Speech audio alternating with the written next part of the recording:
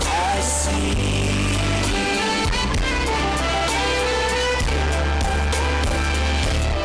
was great that told my heart to feel and grace my fears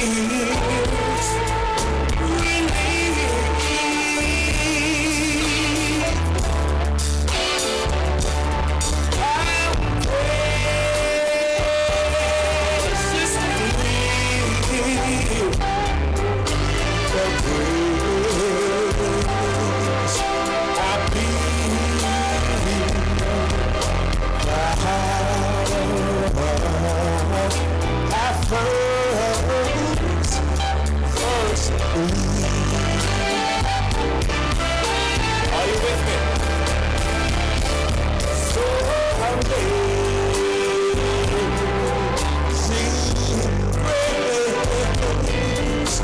how sweet, sweet the sound that sings a rich like thee.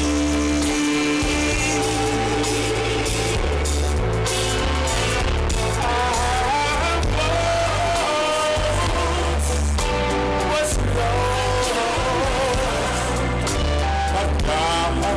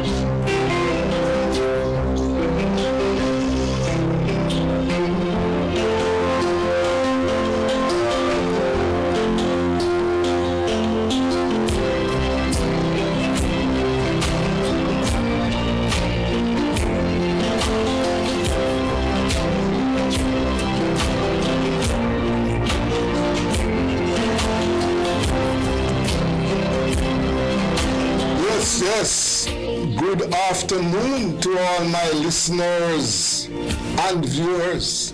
Today is Wednesday, middle of the week.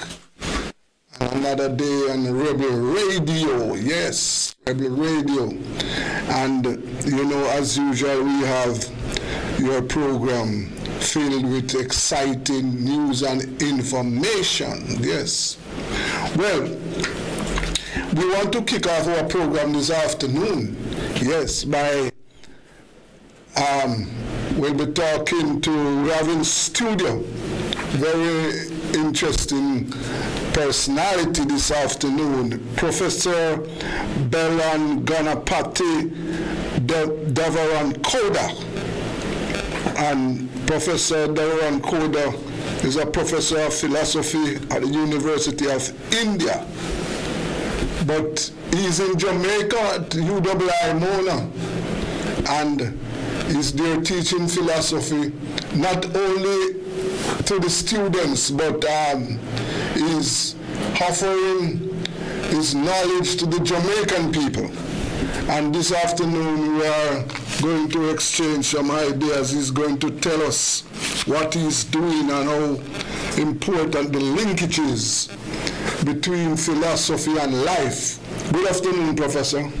Good afternoon, Dr. Desmond Richards. Yes. And I'm so happy to be a part of Rebel Radio. Rebel Radio. Yes. And Life of the People. Yes, and just one correction that I don't have a doctorate. Oh. Yes. Yeah, let me pronounce my name in the way it is to be done so that people would understand. My name is Bala Ganapati Devarakonda. You can call me Bala. Okay. That's a short and simple version of calling me. I teach philosophy at University of Delhi in India, but now I am with the University of West Indies, holding Indian Council of Cultural Relations Chair of Indology, which is associated with the Department of Language, Linguistics and Philosophy of University of West Indies at Mona. Okay. So that's how I'm here for past 16, 17 months, trying to interact with the people and trying to understand the life of Jamaica. So the journey is going on. Okay, and I can see that you are enjoying Jamaica. Yes, absolutely. Yes. I am enjoying the life here. Yes. Because for a stranger who comes from a different country, far away, two things are very important. One is the weather, the environment around here. When I came to Jamaica, when I left Delhi, it was touching 50 degrees centigrade in the peak summer, and when I reached Jamaica it was only 22, 23. So I was like, oh, this is wonderful weather that we have here. And the second important thing for a stranger is people, how do people receive you. And I was received quite well with a lot of warmth and the welcoming of the people. Whomever I have interacted so far, I had wonderful experiences and wonderful memories to gather and take them back with me. So that's the second important thing that makes the life of a stranger like me more comfortable and enjoyable. I'm very glad to know that we are very friendly people, you know. Yes. We that is something that we have, right? And you like the environment. You're also enjoying the food, the culture. What about our food? Because I know you are not accustomed to Jamaican food. Food is a little concern for me because I'm a vegetarian, born vegetarian. Okay. So I never ate meat or fish or even egg so far. So it was a bit difficult for me. Yeah. But I managed myself because we get all the vegetables here, and there are beautiful, wonderful vegetarian restaurants all over Jamaica. Yes. So I had a wonderful feast at Mariana's Kitchen at Marketplace. Yes, it's a complete vegetarian restaurant. Yes. And there are many vegetarian restaurants where I really enjoyed my food. Yes. Yeah. Okay. So, Professor, tell us about your academic life in Jamaica. Just tell my listeners and viewers what are you doing? Yeah, this is interesting actually. When I came here, I have been teaching philosophy in India, especially Indian philosophy, for past 24, 25 years. And when I came here, I thought, oh, who would be interested in philosophy in Jamaica? Yes. But that was proved to be utterly wrong. My own conception was proved to be wrong. I interacted initially with the students at the university, and I found some interest, not much, but when I started giving lectures to various communities, moving around and trying to teach them philosophy and what are the misunderstandings that we have with regard to philosophy, and try to explain them, I found that there is a lot of interest that is growing in the minds of the people, and they're coming forward. And this is what makes my journey, that was the beginning of my journey, where I gave a workshop on mindfulness meditation. Mindfulness meditation. Yeah, at Afia Yoga Center. Yes. Miss Sonita, wonderful lady, she hosted this workshop, and then this is almost 12 months back, and I never looked back. So far, I gave 40 lectures in and around Kingston, talking about philosophy and how philosophy is useful to human life now and here. You're 40. 40, yeah, 40. Over what period? Over a period of 12 to 13 months. Wow. You know? Yes. See, I'm stressing this because look at the kind of interest that people have in philosophy. They are interested, Jamaicans are interested in knowing what their philosophy is. And I gave a series of lectures at Indian High Commission during June, July on the theme Philosophy for Everyday Life. Where I tried to stress the point that unlike people in general largely misunderstand philosophy to be something that is religious, which has nothing to do with my life, etc. So I try to prove to them that philosophy is useful to the life and everyday life, and philosophy is useful to now and here.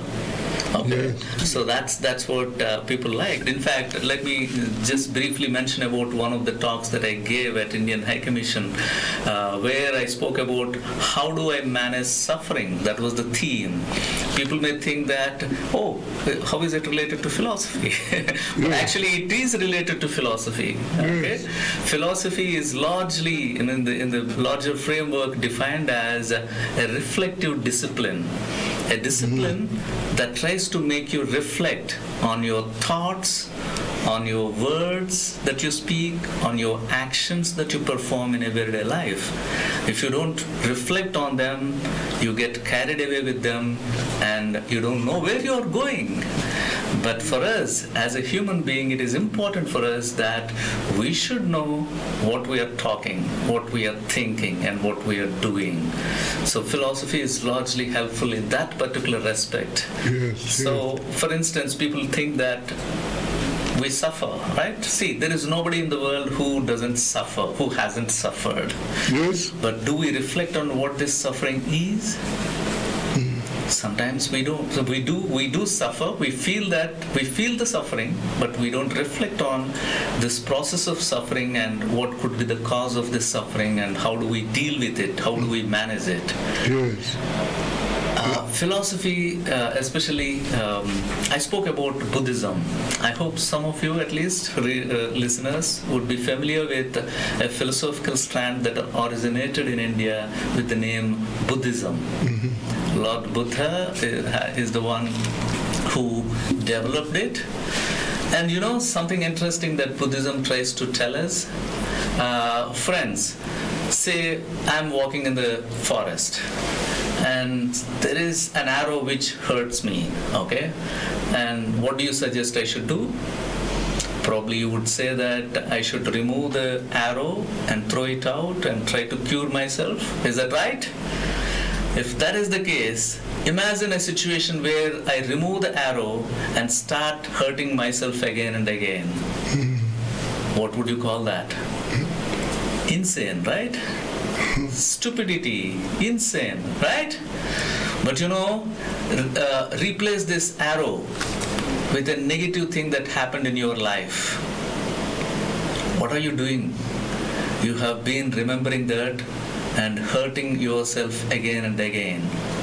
Is that not right? Don't you do that? Haven't you done it so far in your life many times? See, the arrow can hurt me only once. A negative incident that happened in your life can hurt only once. But you hurt yourself 1,000 times because of that, remembering that. Okay. So this is how, once you know that it is you who is hurting rather than the person who has abused you, the incident that really created a problem for you, it is you, my dear friend, who is hurting yourself. Once you become aware of that, you know how to manage your suffering, right? Such kind of small, very pertinent, very sharp insights are there in philosophies all over the world. Instead of looking at them and trying to see what is good for us, that we have to learn for our lives so that we can manage our lives in a better way, we tend to ignore philosophy to be something that is not related to human life, which is a danger. Nobody tells you, my dear friends, like from your childhood, you look at your education system, there is no subject, no discipline that teaches you how to manage yourself, right? Even if you say management studies, they only try to teach you how to manage the other, not managing your own self, right? So that's so important. That's how I believe philosophy should be introduced at the school levels, and philosophy should be promoted in various public spaces. Yes, listening to you, Professor, am I correct if I say that philosophy is a part of life? Yes, it is being said that it is a way of life. Yes. The way you live your life is because there is something that is working within you as philosophy. Yes. I can explain it through your mobile. All of us have mobiles, right? Right. And when you open a mobile, what is it that you see? You see different applications that are there in your mobile. You open YouTube, you open something called WhatsApp or whatever, right? All these are applications that are working in your mobile, right? Yes. And if you think that your mobile is essentially only a combination of different applications, then actually you are missing the point. Your mobile, these applications that you have in your mobile can work only because there is something called operating system. Yes. Which is making it possible for these applications to function, right? Similarly, you may think that, I know the knowledge, I have the knowledge of biology, psychology, political science, or whatever, right? Media, whatever. But all these things are made possible to work within you because there is something called philosophy working within you, in terms of how do you conceptualize yourself as a reality. Yes. How do you conceptualize yourself as a combination of knowledge and reality? These are the two important branches of philosophy called metaphysics and epistemology. I'm just trying to avoid this technical jargon so that you don't get worried about them. But otherwise, this is what philosophy deals with. And even if we are not conscious of it, is that we each of us have a philosophy. In other words, we are guided by philosophy. Absolutely. Yeah. We are not in fact conscious of it. You said it rightly. We are not conscious of it. Yeah. As I said, you are not conscious of the operating system that is working in your mobile. You are only conscious of the applications that are working and think that your mobile is reduced to applications. Similarly, you think about yourself that you are not conscious of the philosophy that is working within you. How do you become conscious? See, if somebody becomes conscious, that would be a double benefit. Yes. In the sense that, this is why I said philosophy is a reflective discipline. It encourages you to reflect on yourself. Yes. When you start reflecting on yourself, your thoughts, your words and your actions, you are in fact trying to understand yourself in a deeper way. Okay. So, since you are here in Jamaica, you have been to the Indian High Commission, but you are delivering your lecture. You are lecturing to communities around Kingston. That's what you have been doing? Yeah. Okay. So tell me some of the communities that you have been to. Oh, it's not communities in that particular sense. I have been interacting with a group of church brothers who are there in that. Okay. I have ran a retreat with them where, friends, we ordinarily think that church fathers or the people who really enjoy power, whatever. Right? This is a large misconception. Imagine somebody who has to take care of the institutional demands that come from the top and the hardcore reality of the peoples that comes from the bottom and sandwiched in between. It is such a difficult task for the clergy to manage both of them. And how do they manage their mental peace?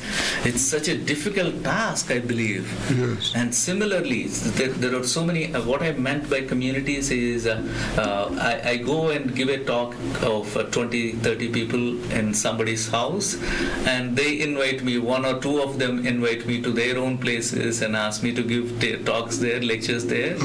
And that is how I interacted with a small Sri Lankan community here, Burmese community here, and then Jamaican communities. Many of them, smaller groups, invited me and asked me to talk to them and help them in meditation. So that's how I have been doing it. I see. Yes, sir. And how much longer you have in Jamaica? Yeah, my tenure initially is for 1 year, but it is extended for another year. Okay. So I have 6 more months to go. Yes. A lot of work to be done. Okay. Yes. And therefore you are willing to go outside. In other words, if a community group want you to come and talk with them, you are willing to do that? Yes. Okay, sir. Yes. Whoever invites me, I go there and I give a talk on philosophy and how. See, basically philosophy, don't see philosophy to be something that is away from you. Yes. Say, for example, if I'm giving you something, okay, how do you receive it? Say, if I give you a pen, how do you receive it? And if I give you a religious symbol that you have your faith rooted in, the way you receive it would be different. Why is it so? Both of them are objects, but you receive them in different ways. Why is it so? There is something called belief system that is working on within our minds. And this belief system is the one which influences the way you function in the world. You work, you do your work in the world. And this belief system, friends, don't think that belief system is wrong, okay? Because some people think that belief system is wrong, but actually even science is rooted in a certain kind of belief system, okay? Yes. So belief is something that becomes a part of your worldview. Each one of us have our own worldview working within our minds. Yes, sir. And every object that you see around you, every human being that you interact have their own place in your worldview. That's how you're able to communicate with them and deal with them, okay? And that's what we call as metaphysics. Metaphysics is your reality, and it is not away from you, it is very much within you, right? And the way, how do you get the knowledge of the world? From your childhood onwards, you have been observing things around you, and some people were telling you, your parents and your teachers were giving you some knowledge, and that's how you have gained the knowledge, right? And this is what is called epistemology. Theory of knowledge, how do you get the knowledge, and what are different ways through which you get the knowledge? Yes. And this is what is epistemology. And these are the major branches of knowledge, branches of philosophy, which are not just academic in nature, which are part of your own personality. Yes. Right? So that's where I strongly try to establish that every action that you perform in the world is based on your belief system, and your belief system is rooted in your worldview, which each one of us have. Yes. And these two are the ones which are fundamentally, which try to help you in understanding your own philosophy. Right. Right? Yes, we are talking to Professor. I'm gonna stop at the Mandela gas station. Hold a second there, just disturbance on my phone. We are talking to, let us shorten the name, Professor Bala.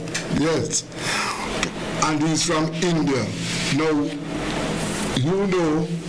we know that India is one of the most populous country in the world. It is over 1 billion people. Yes. Yeah. Yes, that is India, and very, very big country. Now, Professor, Yeah. let us talk about your country. Okay. Yes. So, tell us about India. Yeah, that's a broader one. Yeah. What should I tell about India? All right. Let us talk about the politics in India. Politics? Yes. Okay. But I think it would be interesting to see the linkage of India and Jamaica, right? Well, one of the things, sir, you, I don't know if you found out yet, but there are lots of Indians in Jamaica, you know. Absolutely, yeah. Yes, and Indians start coming to Jamaica from very, very early. Right. Not yesterday. Yes, They have- over 100 years. Absolutely. Right. So the population in Jamaica, there is a lot of your people who live in this country and have been part of Jamaica for decades. Absolutely. Yes. And the Jamaican India have close relationship over the years too, on the diplomatic front, the political front. We have been friends. Right. Yes. In fact, the interaction started with Indians coming here or being brought here as indentured labor. Yes, sir. And then they became a part of Jamaican culture, and now we call people to be Jamaican Indians or Jam Indians, whatever.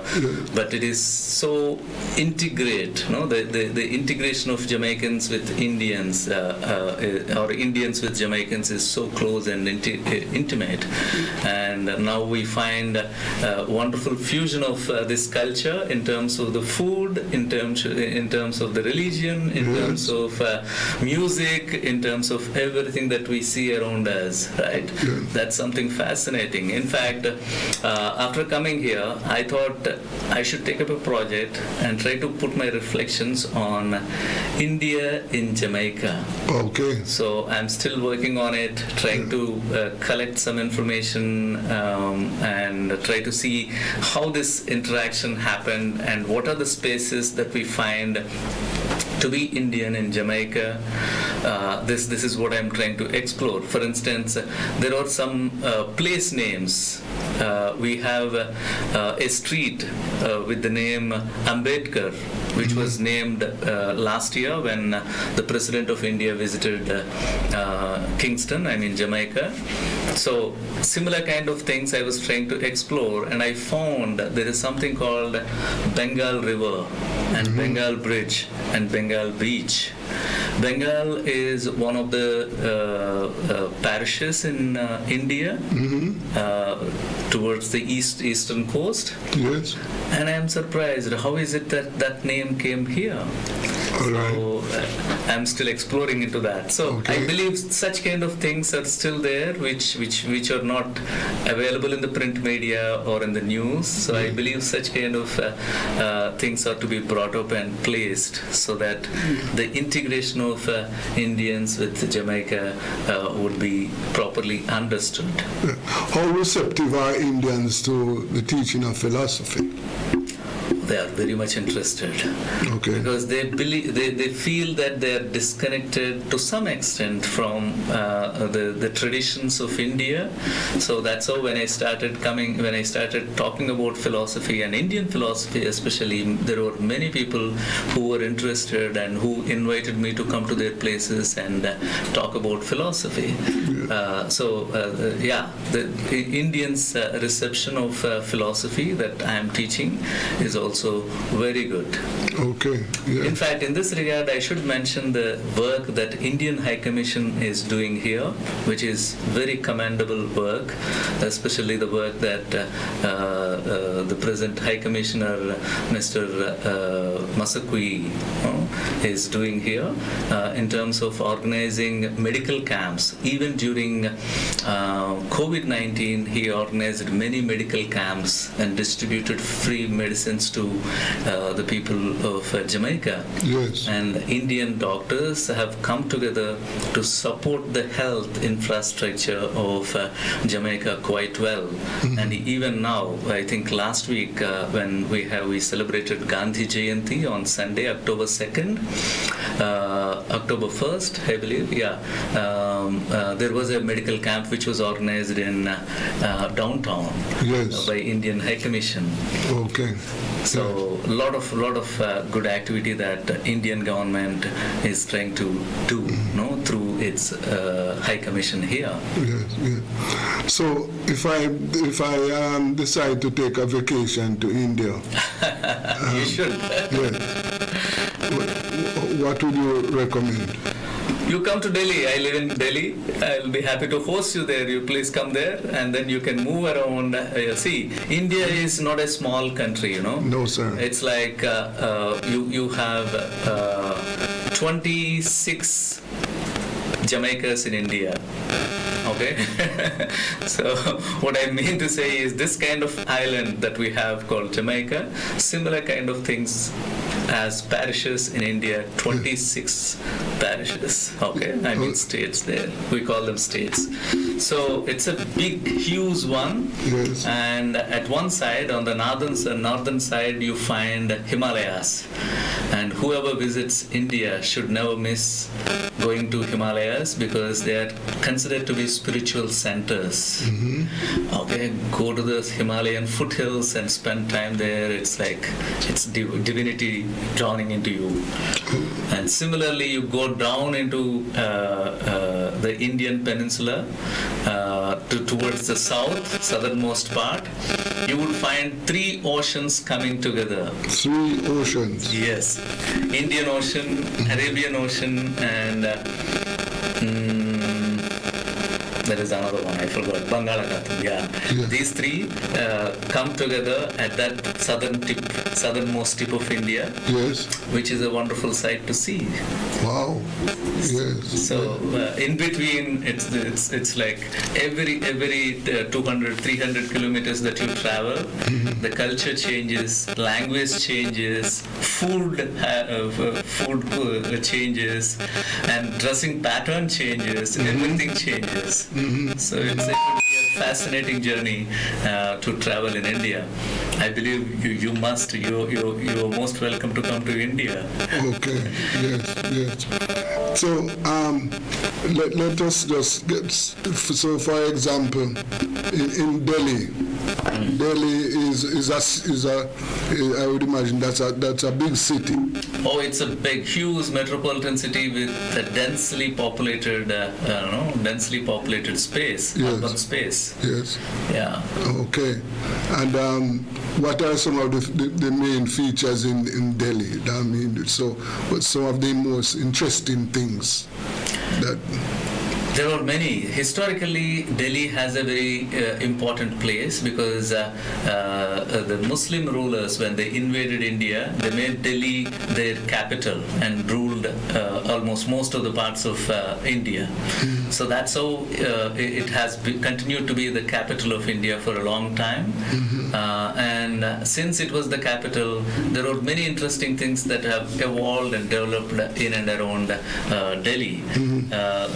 So you have, if you are looking at educational institutions, you have University of Delhi, which is celebrating its centenary,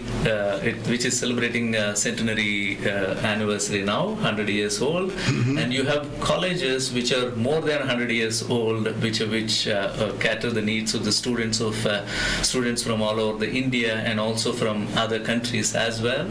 And if you look at the culture, it's a metropolitan culture, complete metropolitan culture that you find with the fascinating kinds of hubs and also fascinating spaces where you find cultural items from all over India coming together. And if you look at the religious aspect of it, there is a temple which is built with the name Aksharadham. okay, which is a part of a new strand of Hinduism that has come up in the recent past with the name Akshara Purushottama Darshan, okay, Swaminarayan cult. That's a religious cult within Hinduism that has come up, and they have built a huge temple complex which is fascinating so many visitors who ever come to India. And in fact, they have constructed a new one, recent one in US, which is double the one that we have in Delhi. So that's about religion, and How dominant is Muslim in India, but let us say Delhi? Delhi, there are spaces. There is a good population, that exists in Delhi and also in India at many places. Yes. We have. Okay. It is one of the most dominant religion. No, it's still considered to be a minority religion. Yeah, what's a majority religion? Hinduism is the majority religion there. Okay. Yeah. Yes.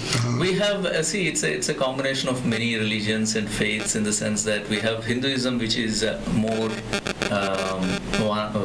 larger one, and you have Muslims, Christians, and Parsis. You have Jainas, and you have Sikhs.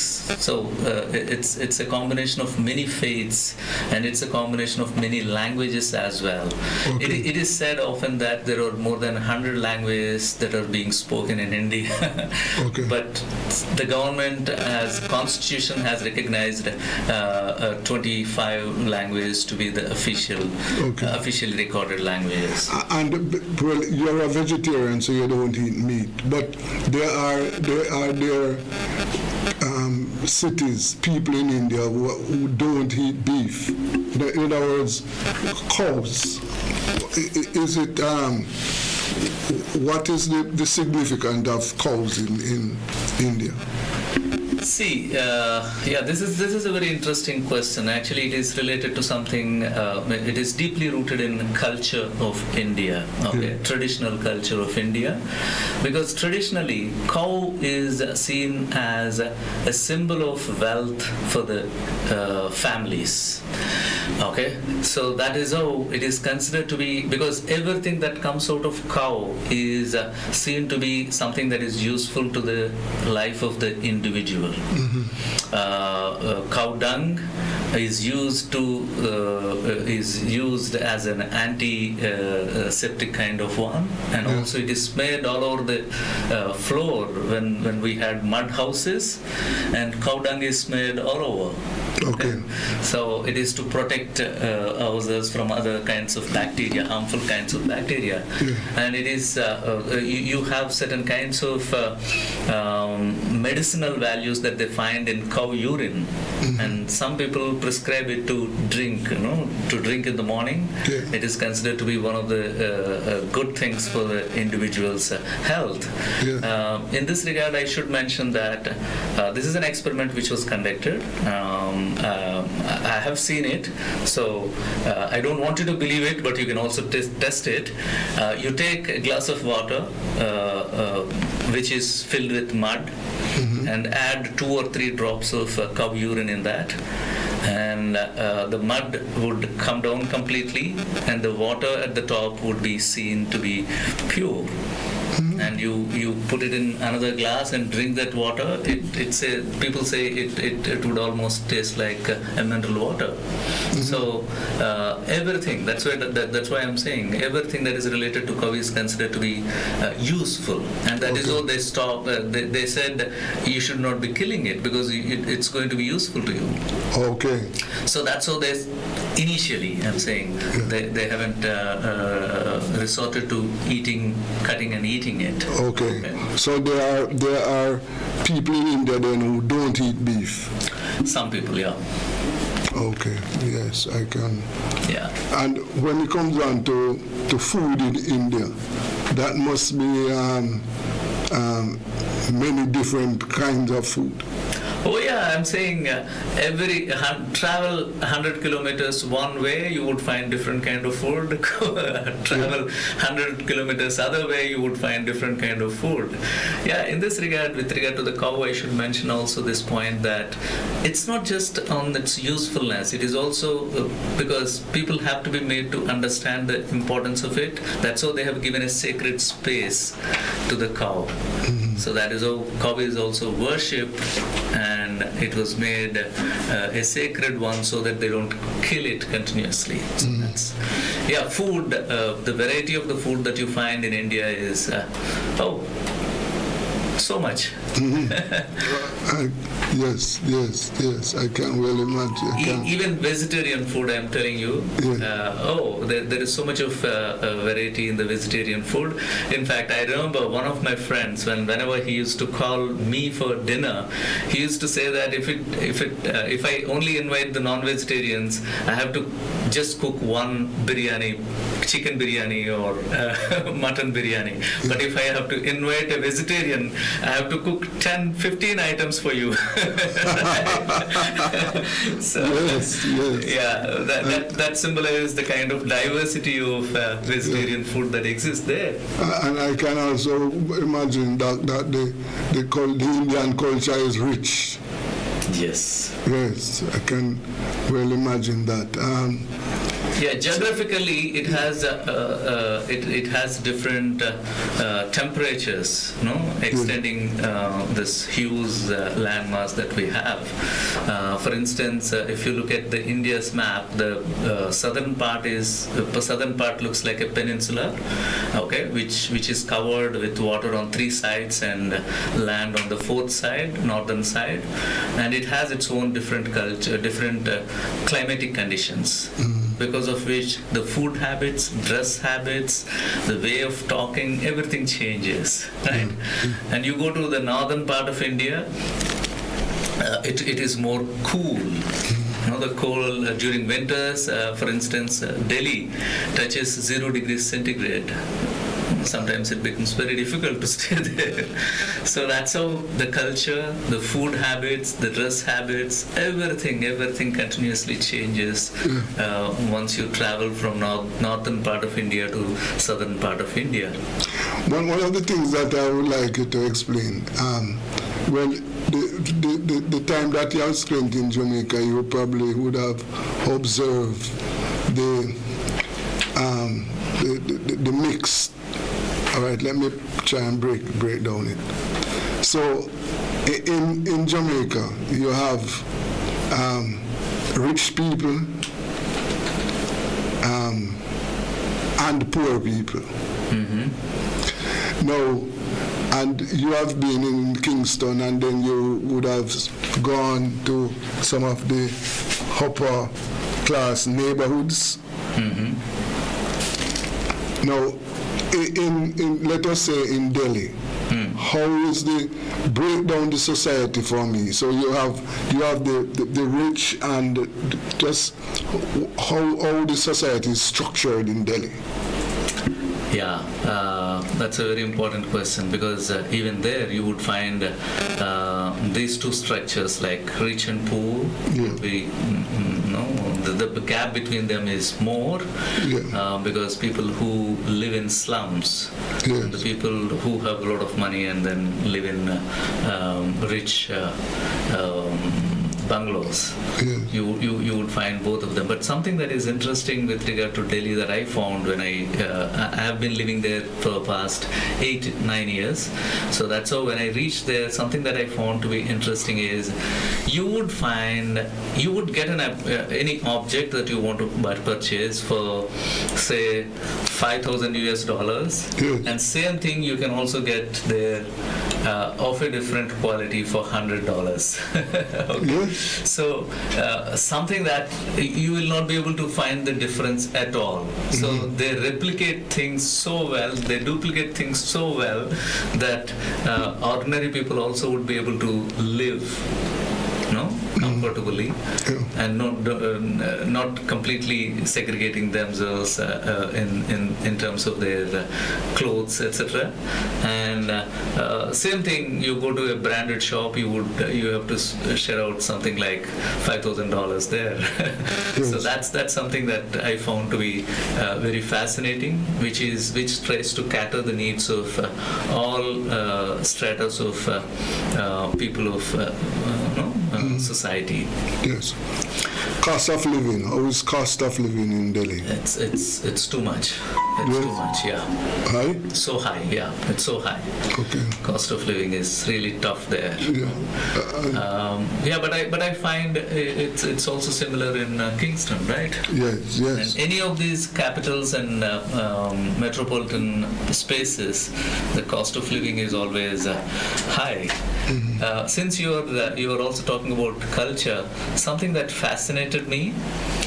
Initially, on the very first day or second day, I came here and I was taken to a place called College Common.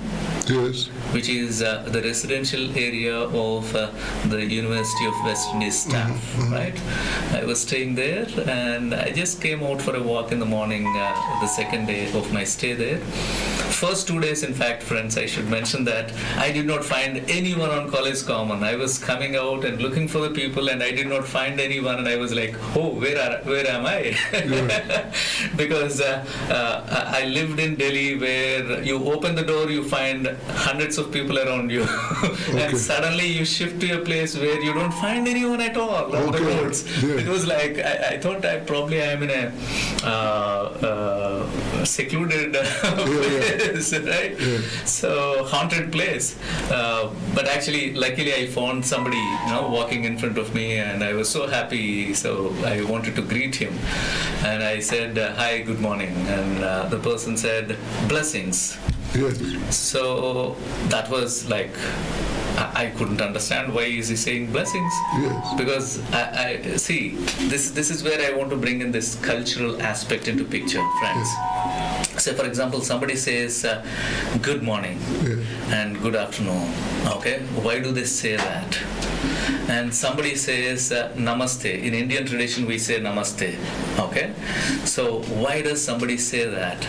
And why is it that somebody blesses the other even though other is not seeking it? In some of the traditions, blessings are given only if somebody seeks them. Yes. Okay, for instance, in Indian tradition, unless you seek, you will not be blessed by the elders. Okay, but look at Jamaica. Here, the blessings are given abundance even without asking. Yes. So that's what fascinated me. See, it could be because of the past history of slavery, where people might have felt that they were suffering because there are no blessed, they are not blessed people. Okay. Yes. So once they came out of it, they thought there should be abundance of blessings all around us, right? So it's like you shower blessings on everyone that you see. It's such a fascinating, wonderful concept. And later on, when I reflected on it, I was so happy to see people saying blessings to the other, right? In this regard, like I should mention that in India, southern part of India, if we have to wish the other or bless the other, we bless them saying that you live a cool life. Okay, challaga. In my mother tongue, we bless them saying that challaga undu, which means be cool. Okay, lead a cool life. That's how we bless them. You go to West, you would say warm regards. Okay, I'm saying the geography, the space where you live, the weather in which you live influences the way you bless the people. Yes. Right? That is something fascinating to be explored. Right? So, that's just my reflection on blessings that I find. Yes. Right. So, you earlier on you told us that so far you have given 40 lectures teaching the people about philosophy, Yeah. and they are so they all were well received. In other words, the level of interest in your lectures is very high. The Jamaican people we have spoken to so far, they have a huge interest in the subject. Absolutely. Yes. And That's what forced me, that's what forced me to think that we should have a discussion on something like philosophy for Jamaica. So I have been promoting this idea that we should talk about what kind of philosophy that Jamaica looks forward to, or what kind of philosophy that Jamaica has within its fold. How does Jamaica look at its own reality? How would people look at their own knowledge of their own selves? So these are the interesting things that I try to provoke in my lectures, ask these questions to the audience and try to get the responses from them.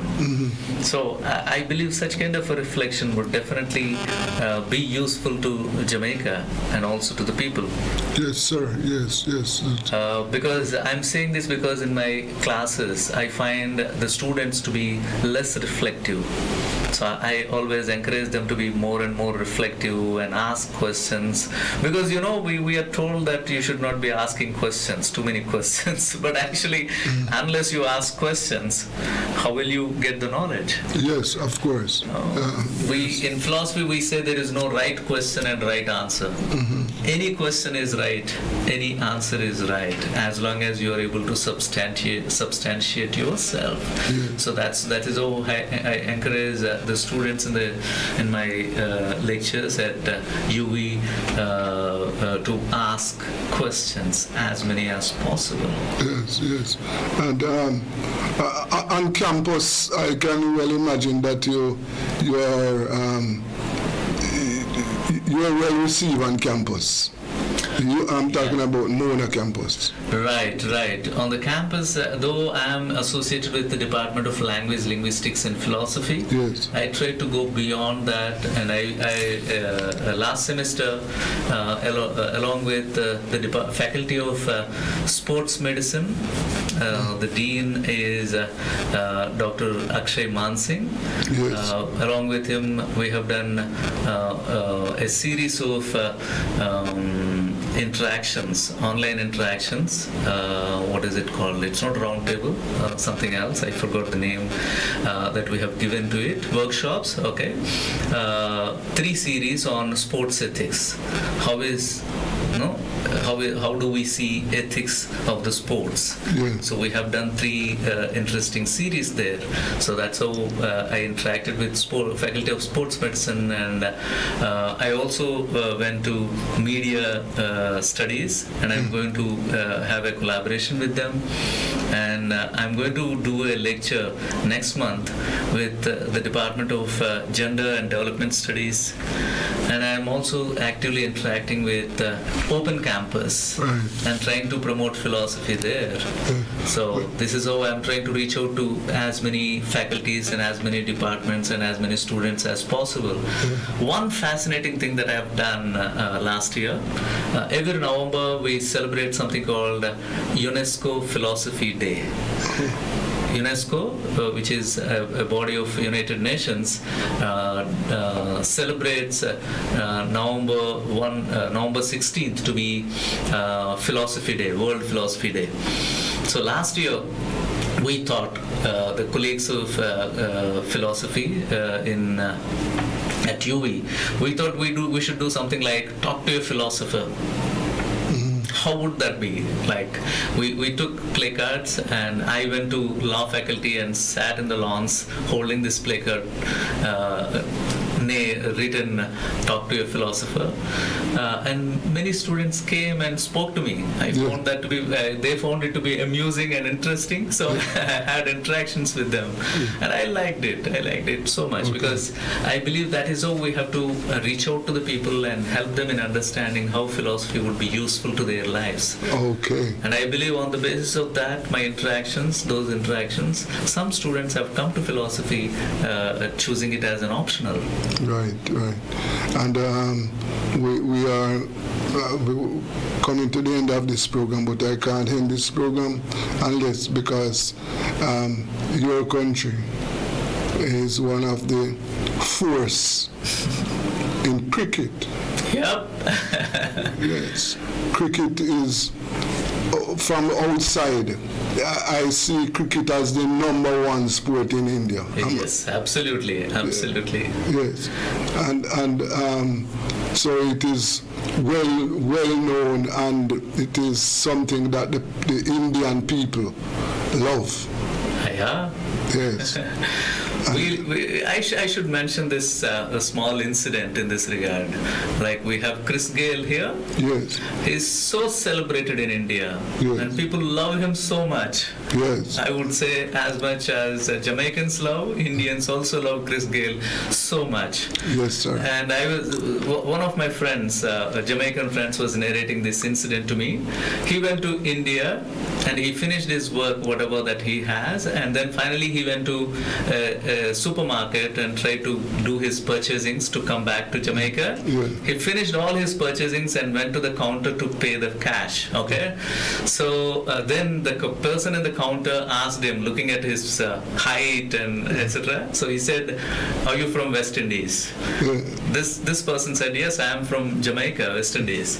Then the guy at the cash counter asked, "Do you know Chris Gayle?" And then this guy bluffed, saying that Chris Gayle is my brother. That's all. Immediately, flat 50% discount is given to him on everything that he bought. Yes. So that's the kind of love that people show for cricket, and especially to West Indian cricketers. Yes, of course. Vivian Richards, people love him, no? Yes, I can Love well him so imagine. much. Yes. Well, you know, in the West Indies, we love Indian cricketers. You know, Indian cricketers have always been excited. You know. Yeah. Yes, and you have produced some of the best cricketers. So, Yeah. Professor Balan. Yeah. Balan Patti Devankar. Bala Ganapati Devarakonda. Yes.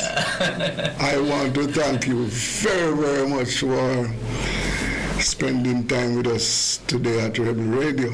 And I hope that before you leave that we can have another discussion, sir. Definitely. I must tell you that I love philosophy. Yes, I love it. I love philosophy because I think it is a very important subject. Yes. Right. And as you agreed with me that everybody has a philosophy and everybody is guided by philosophy. We are not always conscious of it, but it is part of life. Absolutely. Yes. Yeah, before I close, I just want to mention two things to the audience.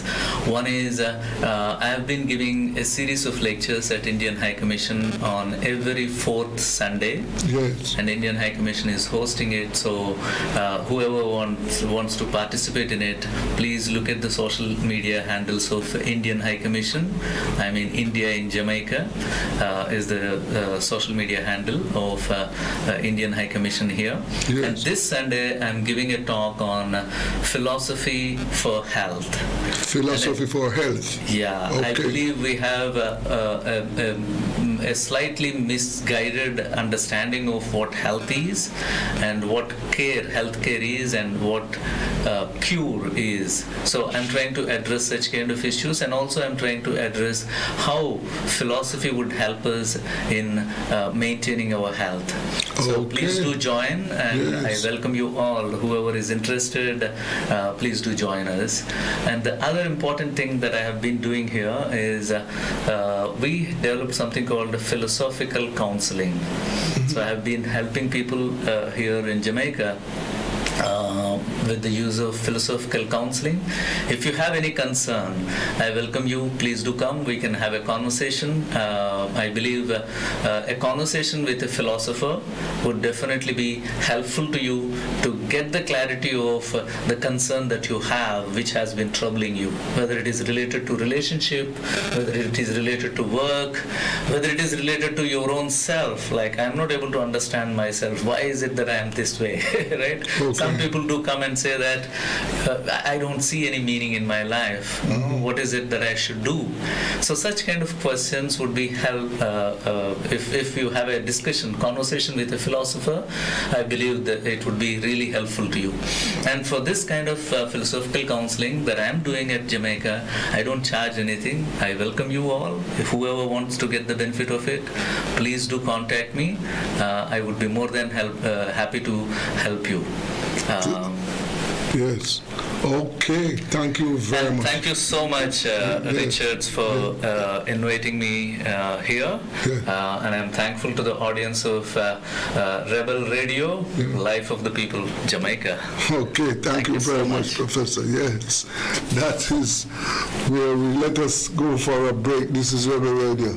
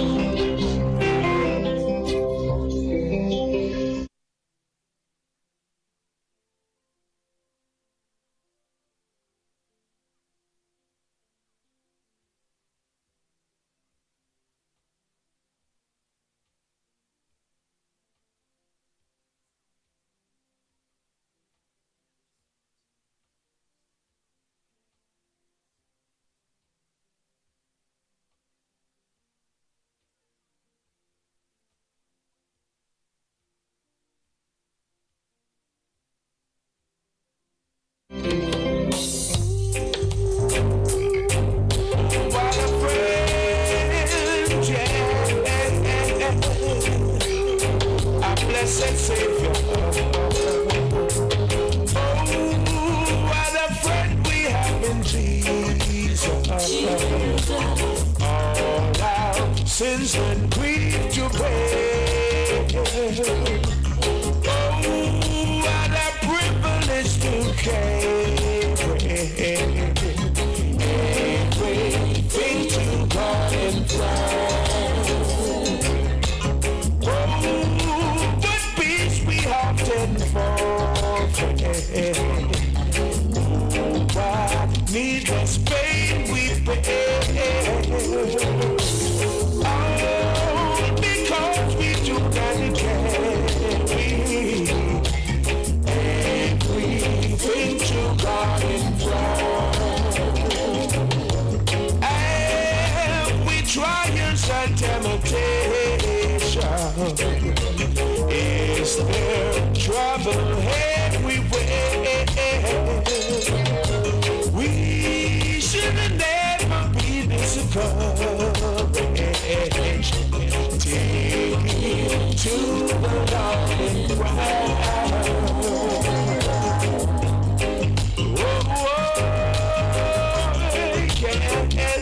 A wonderful friend. A friend in need. Jesus, our blessed Savior.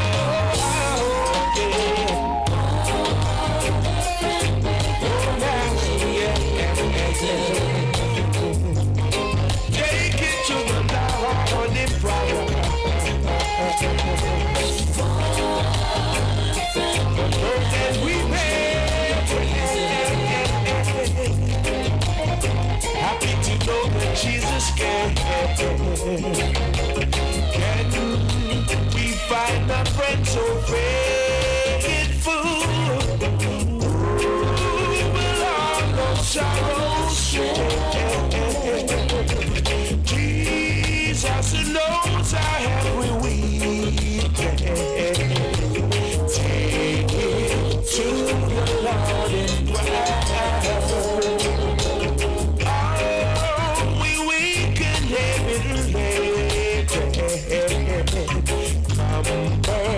with a load of care. Precious Savior, still have the way. Take it to the Lord in prayer. Can we find a friend so faithful? Who will hold on sorrow share? Jesus knows our every weakness.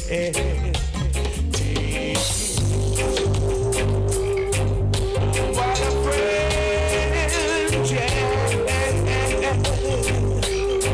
A blessed Savior. Oh, what a friend we have in Jesus. All our sins and grief to bear. Oh, what a privilege to carry everything to God in prayer. Oh, what peace we often forfeit. What needless pain we bear. All because we do not carry everything to God in prayer. And we trials and temptation. Is there trouble everywhere? We should never be discouraged. Take it to the Lord in prayer.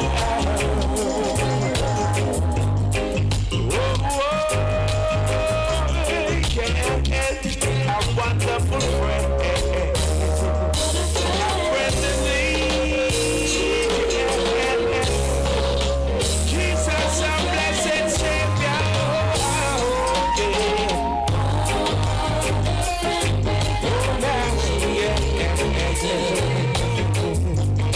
Take it to the Lord in prayer.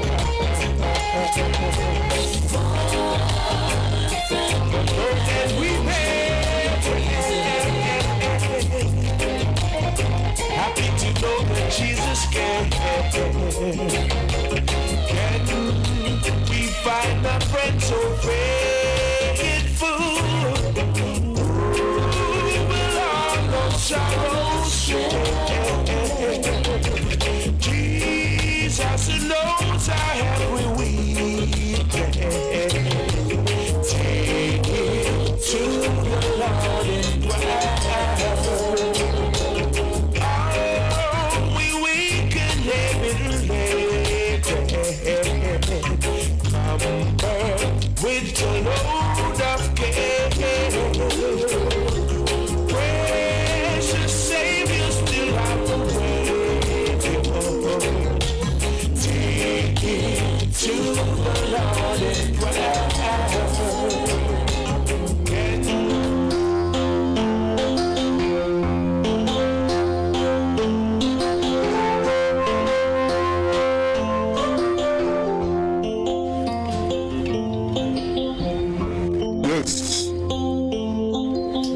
Welcome back to Rebel Radio.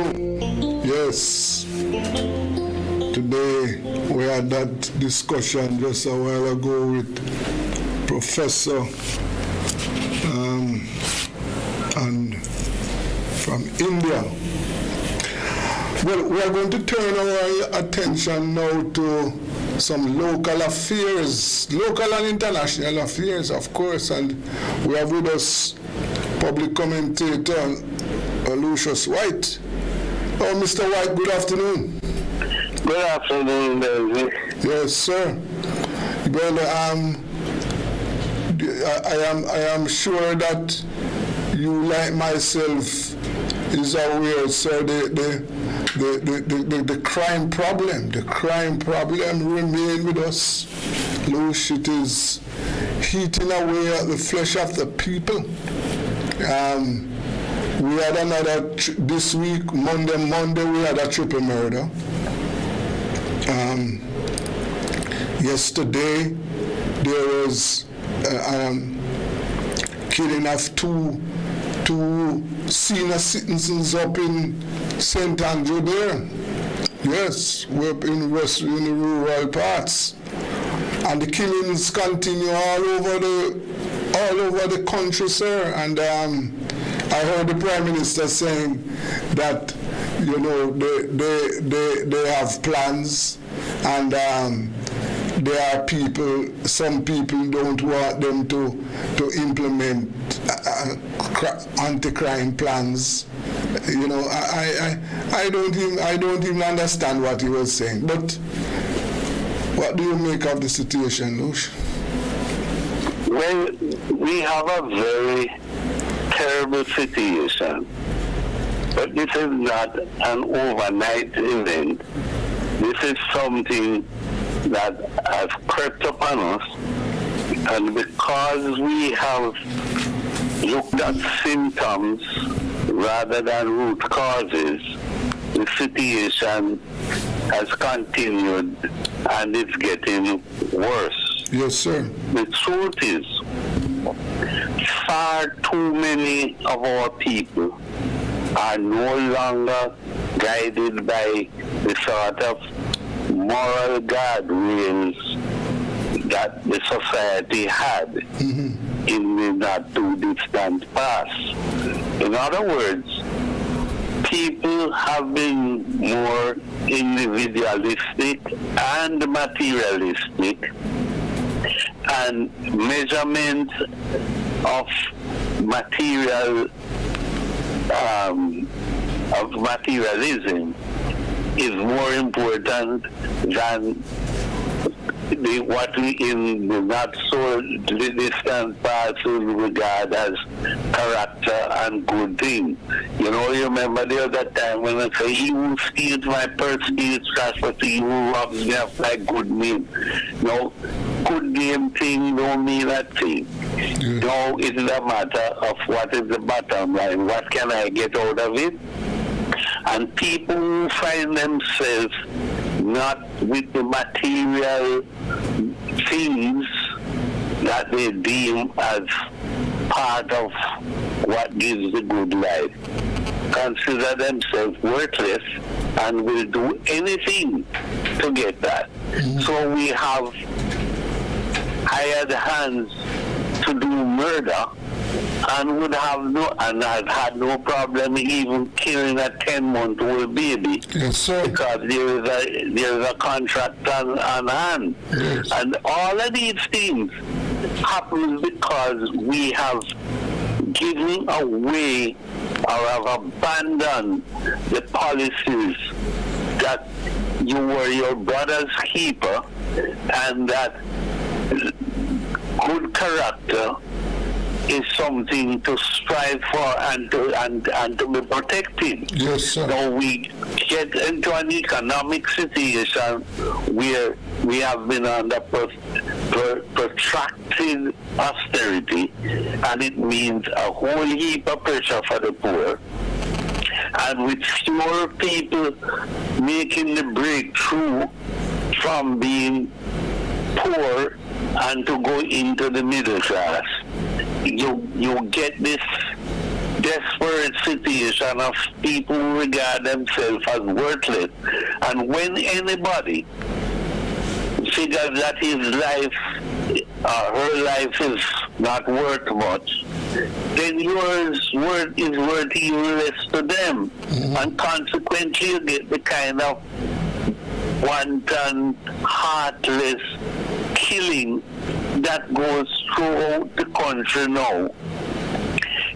So altogether, we need to reevaluate our values and attitudes, because some time ago the former Prime Minister Patterson tried to introduce a program of values and attitude, and it was ridiculed and scoffed at and abandoned.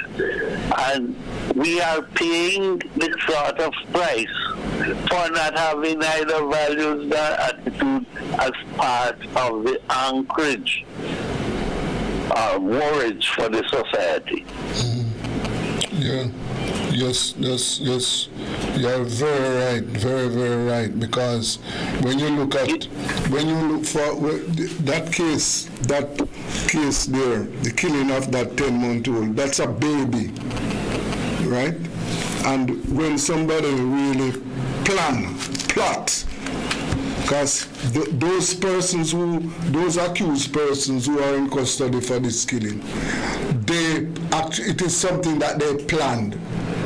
No, this is definitely a plan. It's not an accidental thing where somebody was shooting and a stray shot catch a baby. No. This was planned and executed as part of a contract. Yes.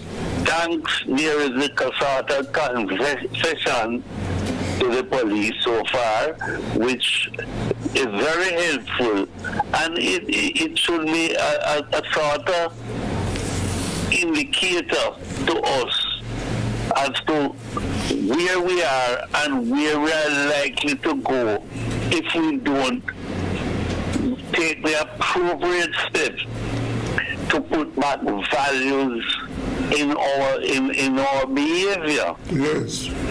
It is very, very unfortunate, but you see, there is this misguided notion that if you increase your intensity of pressure, if you take away people's right in pursuit of giving them security, then everything is going to be all right.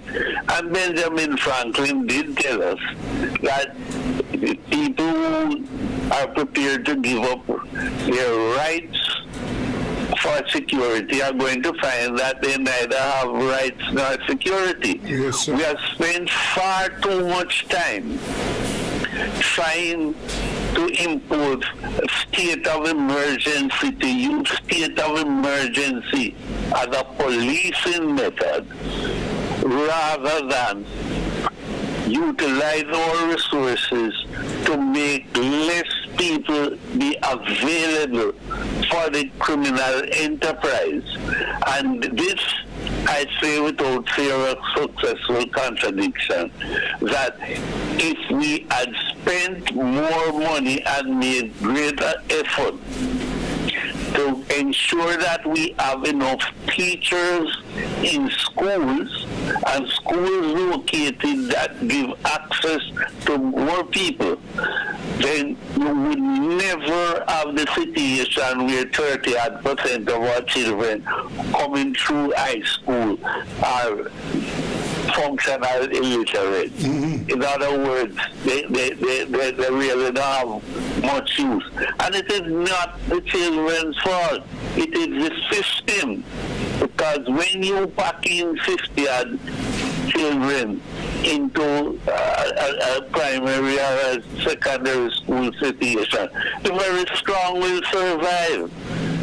That naturally bright person is going to survive in spite of the situation. Yes, sir. And what you find, the average and worse, the weak that is coming out of an environment where they can get very little or no help, they are going to fall through the system and get what you have already made products to enter into the crime enterprise, because it doesn't take all 30% to enter into crime, you know. If you even take 10% of that 30%, if you even take 5% of the 30%, going in the wrong direction, you have an horrendous task, and this is what we are facing as a nation. Right now, of course, one of the things that was brought to my attention, I didn't know this. Okay, this thing about this dunce culture that they try to introduce. Now, one of the things is that during the height of the lotto scamming, as you know, that the lotto scamming started in St. James, and this was after the government, when the government clamped down on the drug trade in the 90s, and cramped the drug trade in Montego Bay.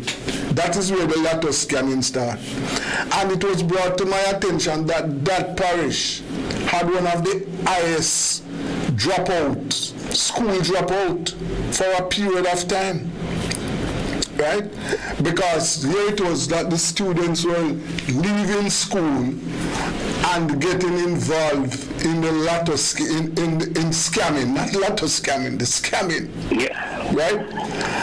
And today, when you look in the West, you can see the results of that.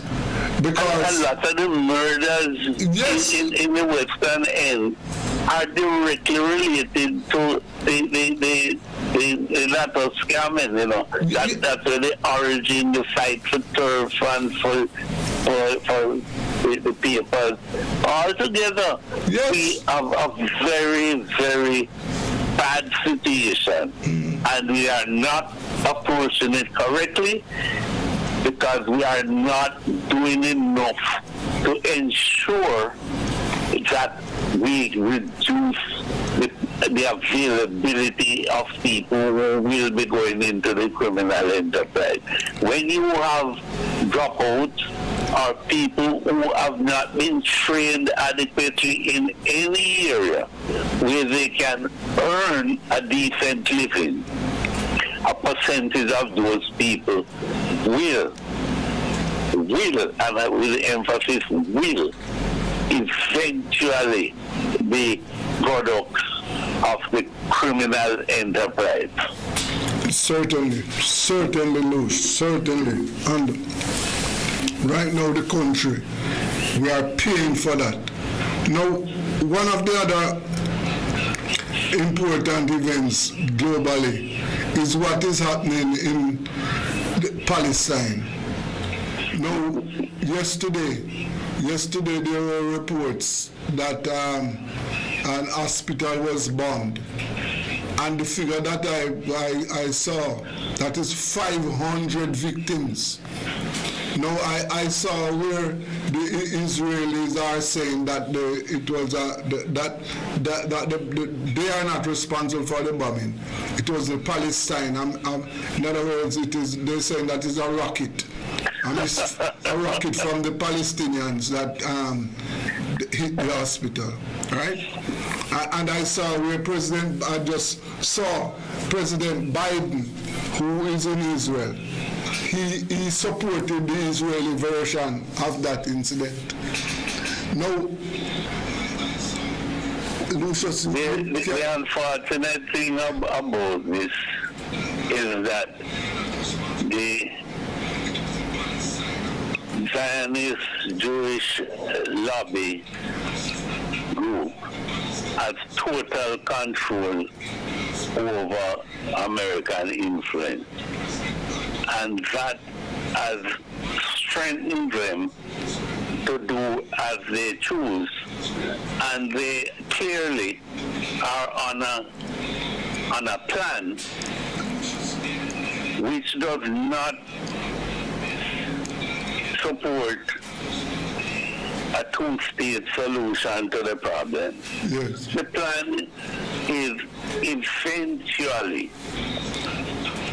to drive out the Palestinians out of the area, and who don't use their feet while they can will be eliminated and suppressed with an apartheid system, to the point where they cease to exist. And it may sound callous on some people and say, where you get those sort of conspiracy theory? But the facts are there. What the United Nations did when they established Israel as a nation was take the Palestinian state, 78% of the land was given to Israel. And the people who occupy the space were given 22%. Yes. Now that will naturally have resistance. But it didn't end there. Because since that period, the Israelis have built hundreds of settlements within the 22% zone that belong to the Palestinians. Yes, sir. You drive off people off land inside their zone and they dare not put a foot. And whenever they resist that, they meet with suppressive measure. And unfortunately, a large percentage of people have accepted that Israel has a right to the land because they contend that God has given that land to Abraham and his descendants, and consequently, anybody who is here other than those who call themselves Jews are really on Jewish land, and they would have a right to remove whoever they want off it. And the plan they are working on get good support from people who look at it and from that religious angle and fail to look at the reality of a situation that you can never get peace where you can never get peace where there is no justice. Yes. And there is no justice in the allocation and the monitoring to see that what was allocated is observed. So we have a situation where a dominant force has this oppressive grip on the people who originally occupied this land, had been occupying this land for thousands of years, hundreds of years. Remember, if we start from the premise that both people are from the same stock, what you realize that today, the people who are claiming to be the descendants of Abraham genetically cannot be. You can see the difference between the original stock of Palestinians and the original stock of Jews. And look and see what you are seeing now. And you can see that there is a different ethnic strain that has claimed to be, they are claiming the rights of the Abraham descendants. When in fact, the Abraham descendants are themselves minority in the whole process. But by using the religious identity, they are taking over an area that suits them politically because oil is in the area. And it is important for certain elements that they control the area. So we have a situation where unless there is justice, there will be no peace. And unless people are prepared to intervene, we will watch the same kind of genocide that has exterminated to a large extent the original people in America. The American Indians, you can say, are an extinct set of people. And they will do the same in Palestine over time. In the first 50 years, they have yielded not 1 inch, but they have taken more than they were given. And because of the kind of links you have on with arms and economy, it puts you in a dominant position to let those people either succumb or be eliminated. Yes. And it has reached a stage where the people are now prepared to say, we rather die fighting than surrender and be eliminated. Yes. But It's not any different from when some sharp had reached a stage where they say, rather die on that tree rather than continue in slavery. yes. Now, you have a situation where people are now saying, we rather die trying to retain our birthright place rather than be corralled and subjugated to the dictates of these people. Yes, but you know, Lush, one of the things that we are faced with now, that this situation is likely to get out of hand, you know, because with what exists there now, you know, the Arab world, you know, might just get involved, and this is a very dangerous situation that we have there right now. Right? But well, that is the risk, and they, you see, unfortunately, the sale of arms is such an integral part of a modern economy for nations that they don't mind the war acting up to a certain stage. yes, What they will hope for is that it doesn't go nuclear. yes. But Lush, in a listen, state of war, listen, one Lush. can never tell. Yeah. Because remember, Israel already have nuclear arms. Yeah. And there's nuclear arm in Pakistan, there's nuclear arm in India, nuclear arm is all around the place. Yeah. And once people are faced a certain amount of pressure in hostility, you can never tell what will happen. And the idea of trying, you remember the famous axis of evil? Yes, When 5 nations were identified as the axis of evil, efforts have been made to drag Iran into this process. And if they succeed in dragging Iran into the process, then the degree yes. of hostility will increase, and it could well expand beyond that because Iran has other allies. Lush, let us well, we have to end it there. I want to thank you. We'll have to continue this a little later or tomorrow. Thank you very much for your time. All right, blessings, then. Okay, that was Lush. It was White talking about this station, both locally and internationally. Let us take a break. This is Rebel Radio.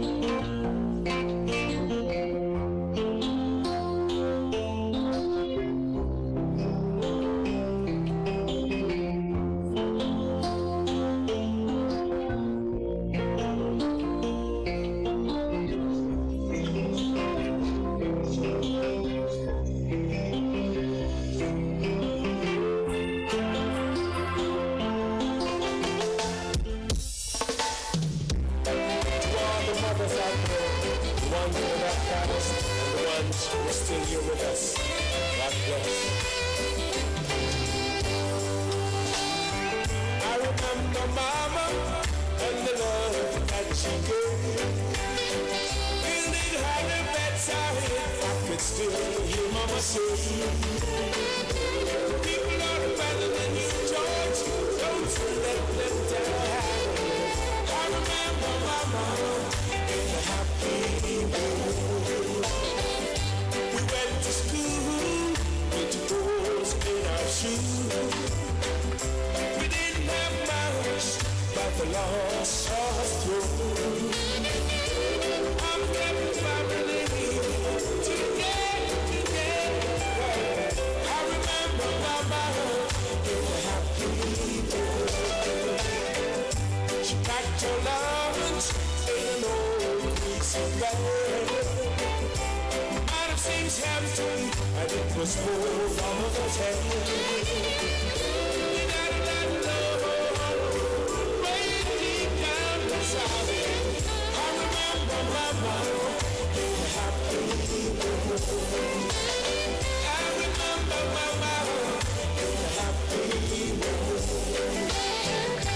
Mama is sleeping in the bosom of Jesus Christ.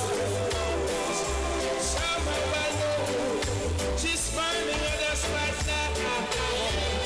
One day I see her again. Happy, happy. I remember Mama in the happy mood.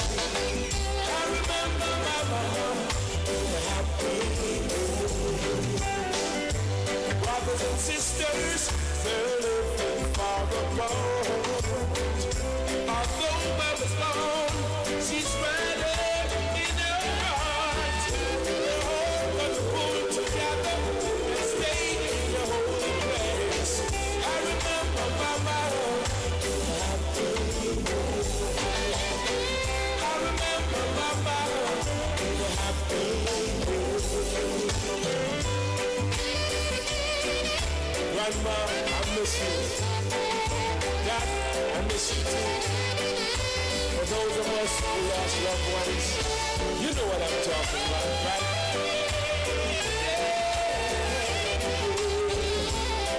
Lord Almighty. Now Mama is sleeping in the bosom of Jesus Christ. Somehow I know she's smiling at us right now. One day I see her again. Happy, happy. I remember Mama in the happy mood. I remember Grandma in the happy mood. I remember Dada in the happy mood. I remember you all in the happy mood. Mama, I remember you in the happy mood. My Redeemer, yeah. Yes, He lives forever, yeah. Who taught the sun where to stand in the morning?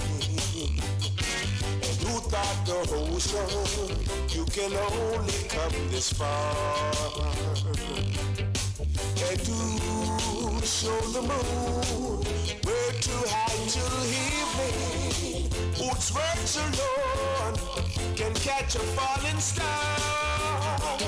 Well, I know my Redeemer lives, and I know my Redeemer lives.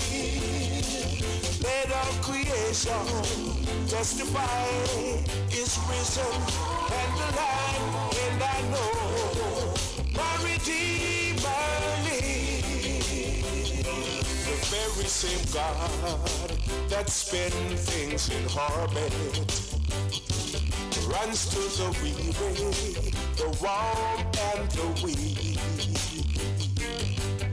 And the same gentle hands that hold me when I'm broken, they conquered after bringing victory. Yes, I know my Redeemer lives, and I know my Redeemer lives. creation testify he is risen and alive, and I know my Redeemer, he lives to take away my sins, and he lives forever. I proclaim to protect me from my sin.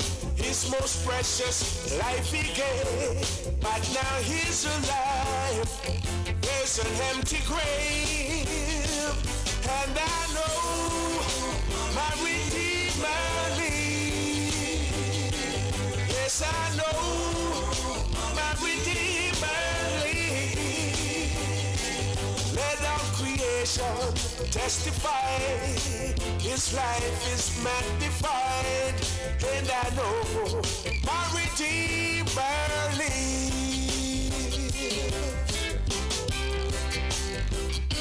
Oh yes, he lives. I can testify now. Why who taught the sun where to stand in the morning? You taught the ocean you can only come this far, and you show the moon where to hide till evening, whose words alone can catch a falling star. That's why I know my Redeemer lives. I need you, Lord, right now. Yeah, I must tell Jesus all of my trials. I cannot bear these burdens alone. In my distress, kindly will help me. He ever loves and cares for his own. I must tell Jesus. I must tell Jesus. I cannot be. Jesus. My burdens alone. I must tell Jesus. I must tell Jesus. Jesus can help me. Only Jesus alone. I must tell Jesus all of my troubles. He is a kind and compassionate friend. If I ask him, he will deliver. Make all my troubles quickly and hand. I must tell Jesus. I must tell Jesus. I cannot be. I must tell Jesus. My burdens alone. I must tell Jesus. I must tell Jesus.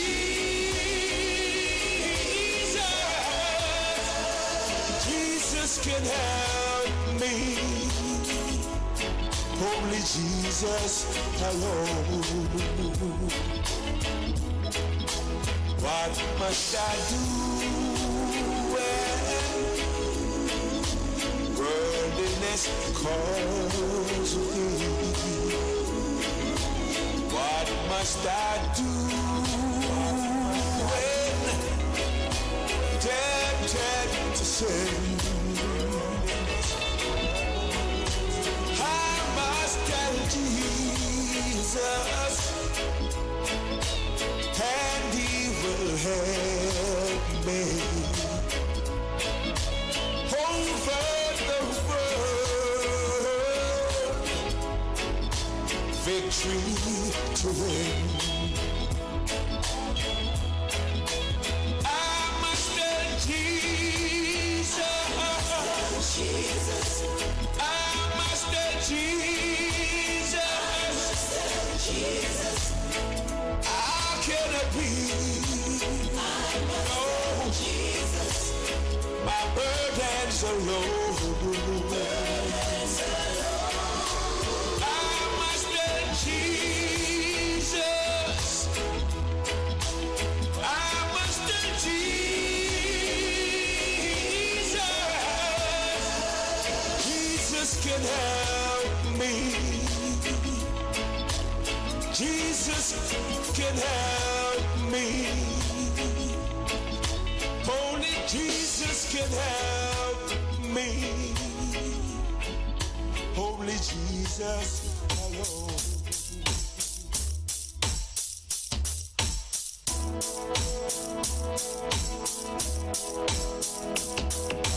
When you have troubles, don't cry. Oh no, no. Just remember that God is standing by. Oh no, yeah. When you have heartaches, don't cry. Oh no. Just remember that God is standing by. Sometime when your burden is down, just remember God is standing by. Thank you, Lord. So there's no need to cry.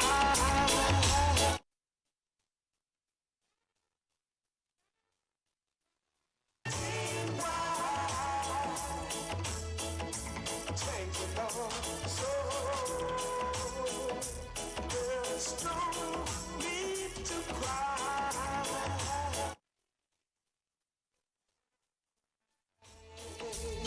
No. When you have troubles, don't cry. Oh no. Just remember that God is standing by. When you come running over, just remember God is standing by. Thank you, Lord. So there's no need to cry.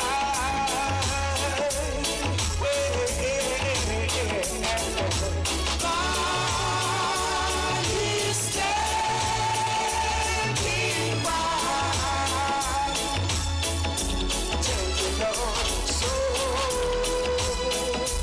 don't you worry and don't cry. Oh no, forget about your troubles. Forget about your pain.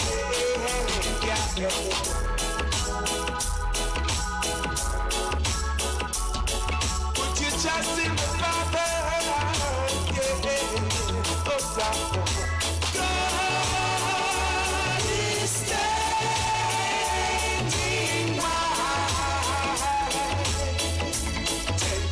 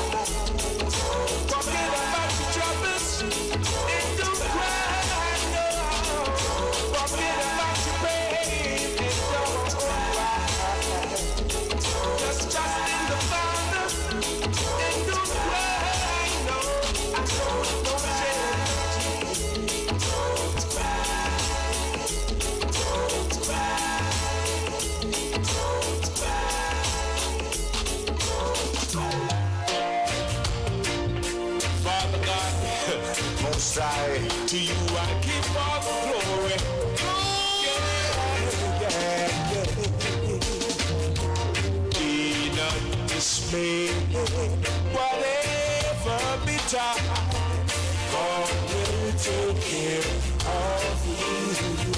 Hear that? Beneath His wings of love abide, God will take care of you. God will take care of you through every day, all the way. Mercy! He will take care of you. God will take care of you.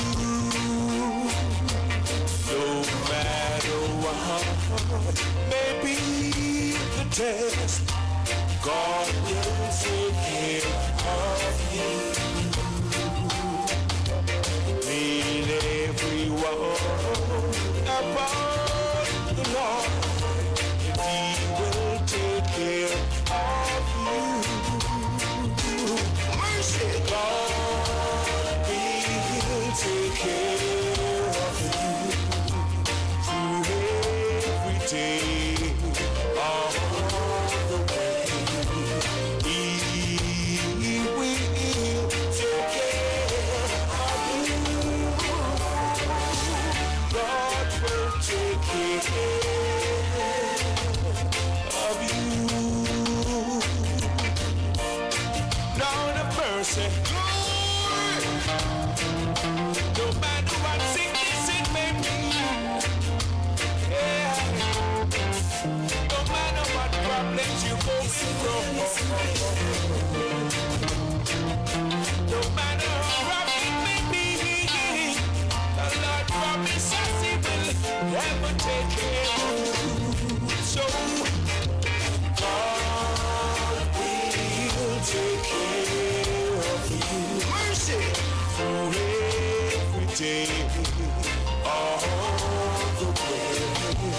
He will take care of you.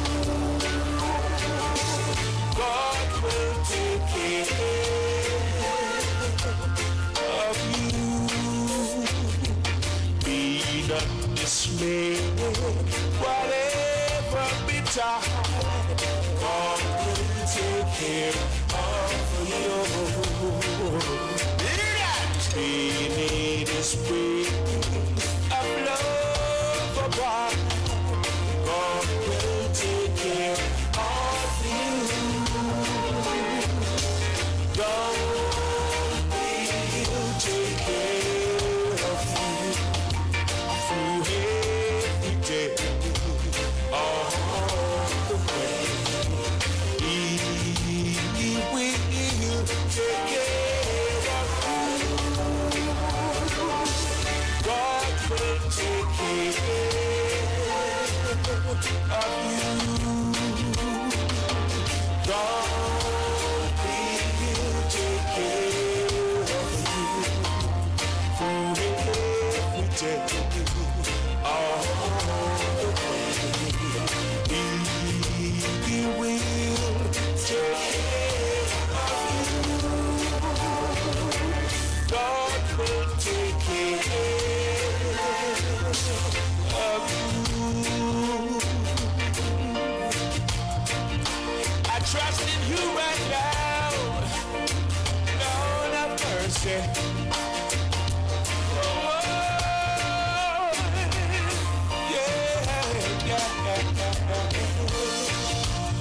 To you I give all glory. Hey.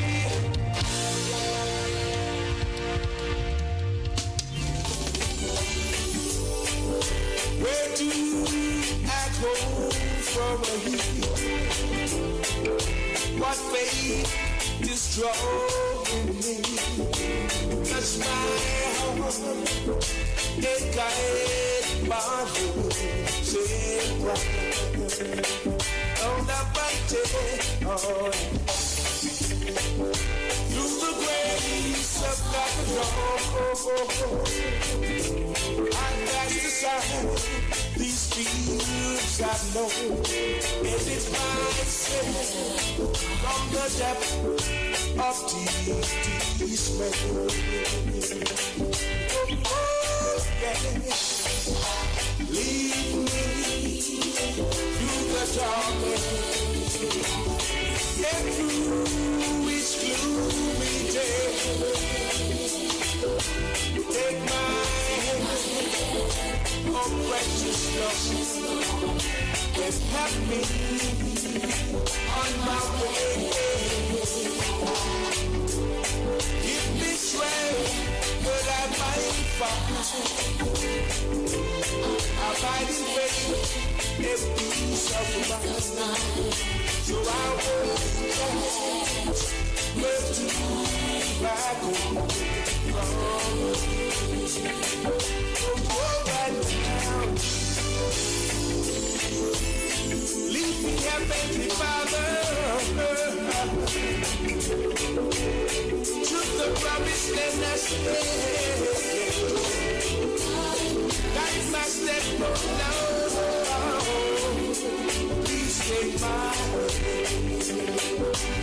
Right now. Where do we go from here? What makes it in me? Please show us the sign. We know you'll be there all time. Give us strength that we might find abiding faith and peace of mind.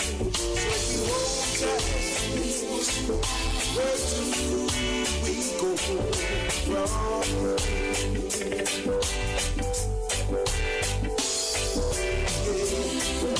Lead me through the darkness and through each gloomy day. Take my hand, oh precious Lord, and help me on my way. Give me strength that I might find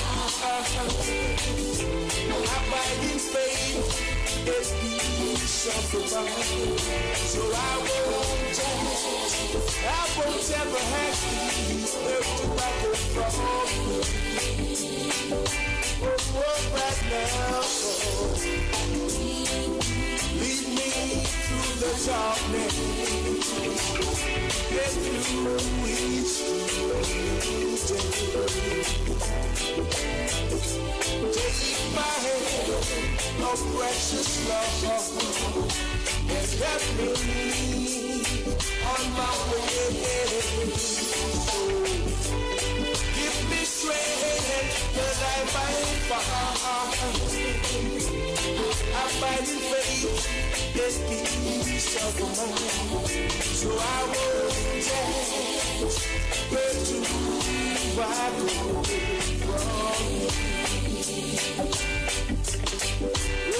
Right now, Father God,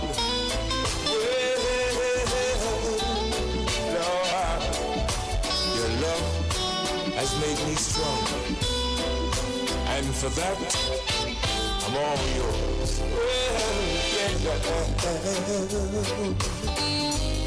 Lord of mercy,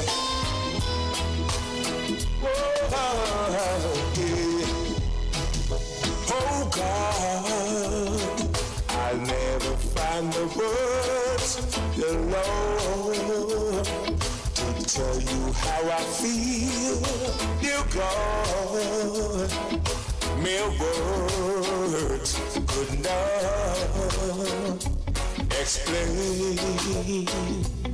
Yeah, gracious Lord, you held my life within your hand, created everything I had, taught me how to live again. Only you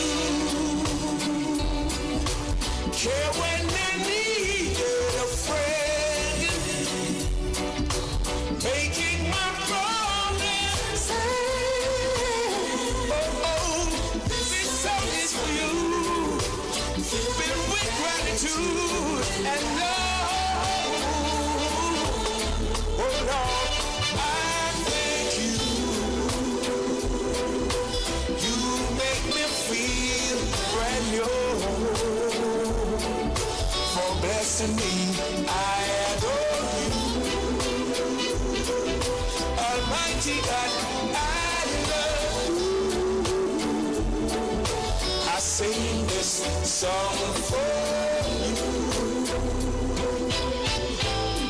Father God, I adore you. Yeah.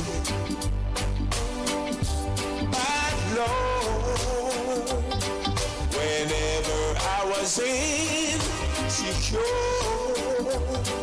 you built me up and made me sure. You gave my sense of pride back to me. Only you care when I needed a friend, making my promise. Oh, this song is you, filled with gratitude and love. Everybody sale at New Budget Supplies. Do-it-yourself professionals and contractors. This is the sale for you. Lumber, steel, dress and form ply, water tanks, pumps, PVC pipes and fittings, toilets, bathtubs, vanities and basins, windows, paint, doors, floor and wall tiles, insets and grout. Up to 20% off selected items. 195 Hagelberg Road. Telephone 923-4560. New Budget Supplies. Always the best prices.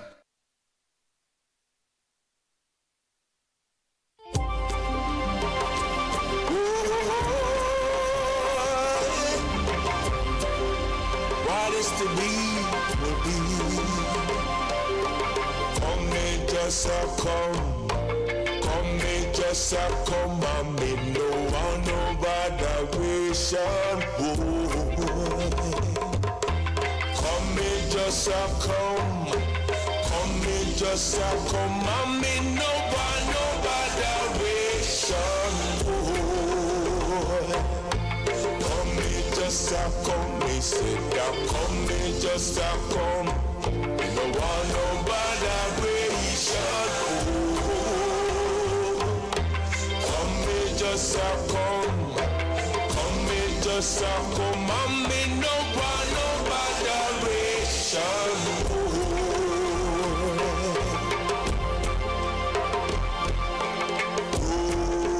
Jordan roll, Jordan roll. I want to go to heaven when I die, just to hear Jordan roll, Jordan roll. Roll, Jordan, roll. I want to go to heaven when I die, just to hear River Jordan.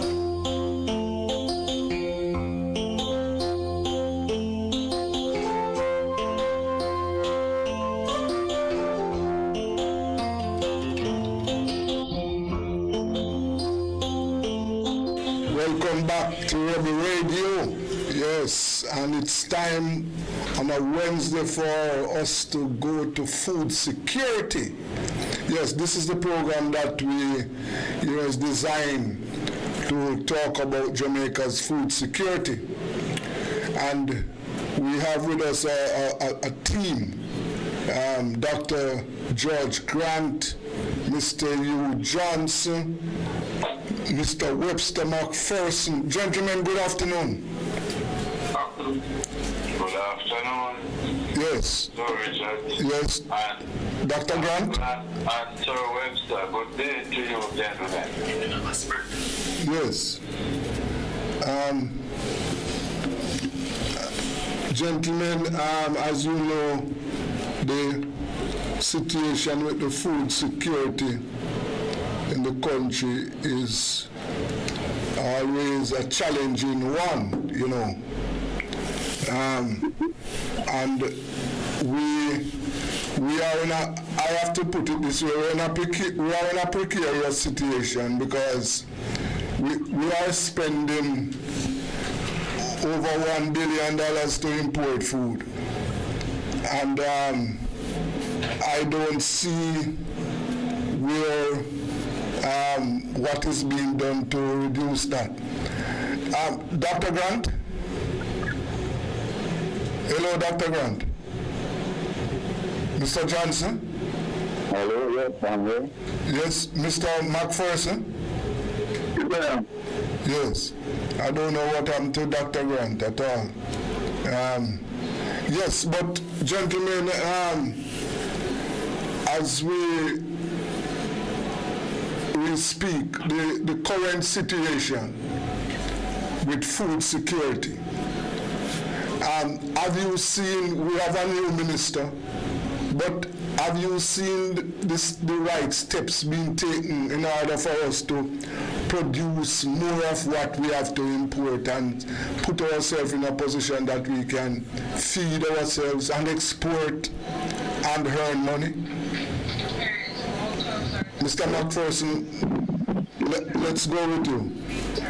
Hello? Hello? Yes, Mr. McPherson, go. Well, so my first question is basically more of the feeling. I don't think that there is an overarching policy to really after sustainable market policy to really enhance food security. It's basically the things that come with this operating with the continue. We still continue to import a lot of commodities that can be here. At the same time, it seems as if the government is getting rid of itself in terms of the way that it's converting. Arable land with irrigation infrastructure and already installed into housing. This last week I was coming down municipal boulevard then right outside here to interview a farmer. Hold on, Mr. McPherson, you're on speakerphone? No, I'm not on speaker. Okay, go on. Yes. I was coming down here where and municipal boulevard enter in the first one where the interview farm used to be. And that entire area was as trees and infrastructure, but there are a number of farmers. People in there are a number of farmers that used to produce in cotton on that area. And when I got around here, I saw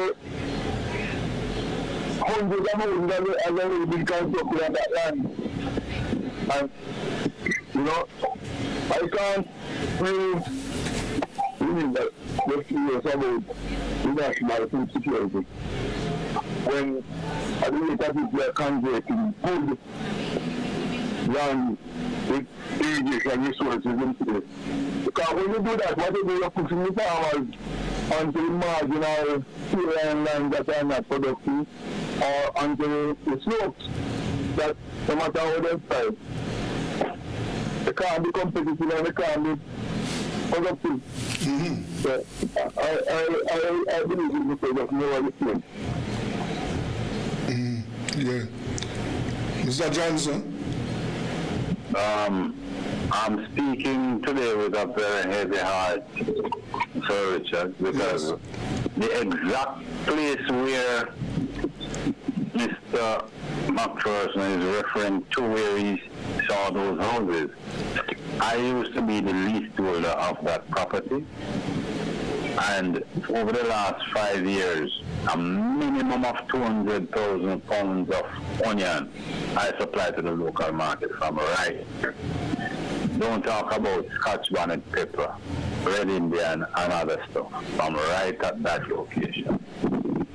And sometimes I use the term that we are Ezekiel because there's a a advertisement on a radio station where Ezekiel was listening to his music and the house was burning down, and not until the cord of the radio was burnt off and stopped the radio from playing did he realize that the house was on fire. Yes. And for the last 6 years I've been not 6, because the government has been in power for 7 years now, and I started it from the previous administration, and I went and I had audience with the then Prime Minister Portia Simpson Miller, brought it to her attention, and she stopped the program.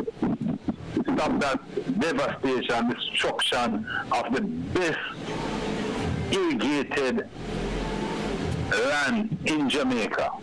That was put in Agro 21. I was a part of that project in Agro 21 in those days, not as an agronomist, but as an automotive engineer to treat with those expatriates vehicles. Because each of those expatriates had 3 vehicles assigned to them that developed that program. And I was in charge of the fleet of vehicles that serviced those persons. So I was integrally involved in that whole development and the irrigation establishment. So, when I speak of the devastation of our agricultural land, I was called a troublemaker. But the chicken is coming home to roost, and that is one aspect of it. The other aspect of it is the one who could change agriculture minister until the cows come home. Unless we have a governmental policy, all of the ministries in sync with a program for us to feed ourselves, giving the minister and the Ministry of Agriculture basket to carry water. Mm-hmm. A third dimension of it we need to look on is financing for agriculture. Yes. Because the financing is not available. People are doing subsistence farming and not being able to invest heavily. And the saying goes, we all know it. You can get $30 million from the bank to buy a SUV, but you can't get $3 million to buy a tractor to plow the land. Yes. So, you see, if I may use one industry, the automotive industry, that we have an influx of used cars, and every bank are on board with that to give financing up to 100. It seems as if they are even giving more than 100% because they are also insured too of the current price.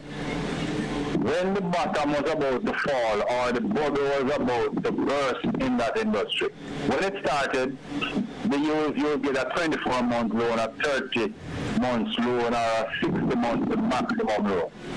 When it was about to burst the bubble, they moved it, now you can get even up to a 10-year loan.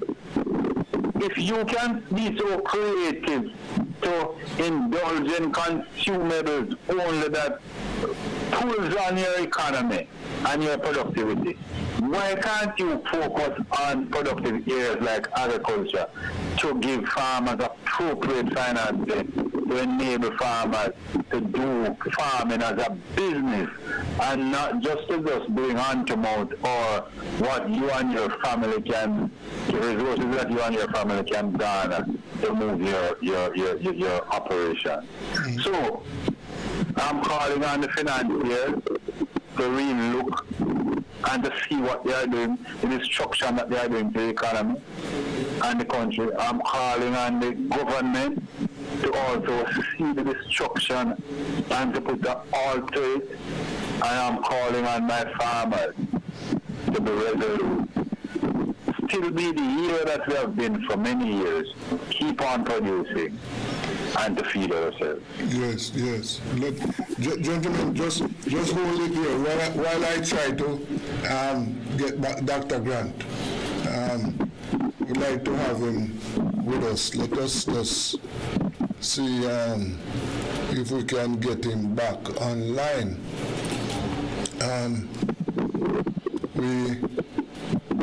I'm trying to get back Dr. Grant with us. Yes. Just try and get him back. We're talking about food security. That's what we are talking about at this time. And we had trying to get back Dr. Grant with us. Let me see what happened. Yes, the situation is, very, very challenging. Dr. Grant? Hello? All right, Dr. Grant, hold it there for me. I lost you. Hold it there. Hold it there for me. Yeah, okay. Yes, just hold it there.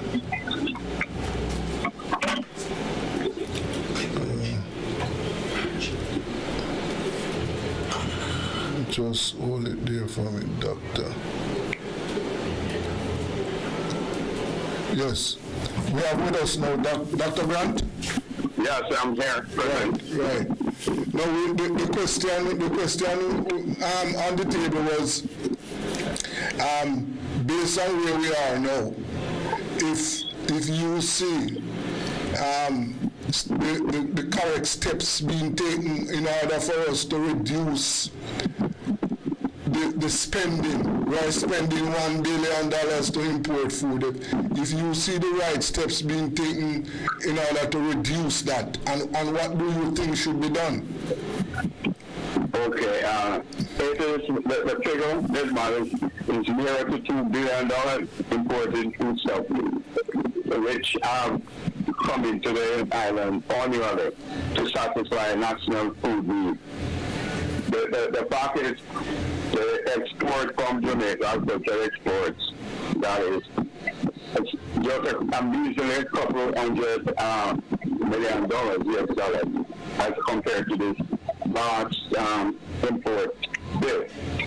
What has happened there that over the years, agriculture has seen a downward trend of food security, or rather insecurity, has increased because we are too dependent on imported foodstuff, right? While some attempt has been made by government to improve the situation, that is not nearly enough. We are still behind as a country in our food farming, right? And we currently, the farmers are a decimated group of people because of low prices and the high cost of input. Look, for example, the local tourist industry hardly takes any of the Jamaican farmers' production based on the question of low quality of the product, right? So they would rather go for the imported stuff, and that has had tremendous negative impact on food production in the country. Yes. We are lacking in certain technological approaches to agricultural production. We still seem to be depending on the farmers, small farmers of unmechanized farm plants, right? While we use the vast irrigated land space for housing, a major problem, right? And another major problem is the fact that the government must, by whatever means possible, stop the imports or see to the great reduction of imported foodstuff and give the farmers, the local farmers, all incentive to produce that Jamaican farmers can produce. It needs to be, but they are not giving the incentive, right? In terms of credit, low levels of credit from banks and so forth. There needs to be a whole lot of input in the agriculture sector to improve our food security measures. Yes. And so therefore, gentlemen, what we have in front of us now is that we are going to continue to find scarce US dollars. And let me say, I know that I know that we cannot cut totally the food importation because there are some things that we are not able to produce, right? But I am sure that there are many things that we could produce and reduce the bill. But what we have in front of us is that we are going to continue to find this $1 billion, and it is increasing to buy food. Now, gentlemen, what is the down the road? What impact do you see this is likely to have on the economy and on the country?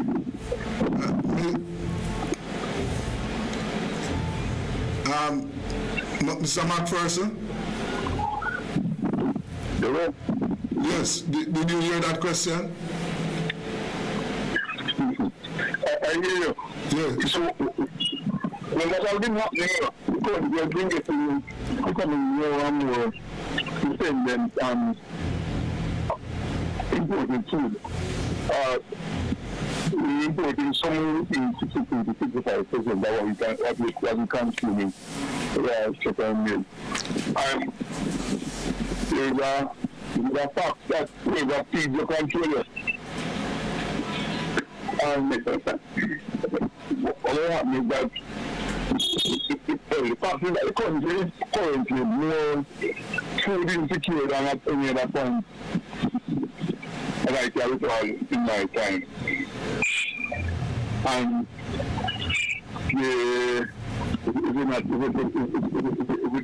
is not producing more than we consuming. But what happens, it makes us become more vulnerable to external shock. Things that are happening in other countries that don't concern us. To categorize our food supply because the food that we're passing through the years that might be at war. We are for what happened when we Russians and Ukrainians went to war. Right? A lot of food as well as agricultural inputs, farming inputs were adversely affected. And as a result of that, there were substantial increases in the price of the inputs as well as the food. But while all this is happening, I don't think sufficient thought or sufficient planning is going into mitigating the food imports. I think it's just a free for all. And I say this because I spent many years in the sugar industry. And I can recall just about every venture, agriculture venture that was tried and there was some amount of availability. We told that boy it can be scaled up to commercial scale because of the exchange. The sugar industry dominates what some people call the good land. But the truth is that some of those land that is left in Sweden and they really good land. So that's what it is. The fact is that the sugar industry has been decimated and the land are available. But what are we doing with them? A number of persons who are not speak in the agriculture industry work in a land job and they have those land idle for as many years as they have been out actually. But they have been assigned to people and some of those lands have irrigation infrastructure. But the people who get them obviously are not the persons who are really interested in driving agricultural production. And I can't, there was no plan. I mean, same time they were making the plan to come out of sugar. There should be concurrent planning in terms of what is going to use the lands for once you take them out of Sudan. But that hasn't happened. We spent about 300 million US dollars a year to run them to import livestock feed.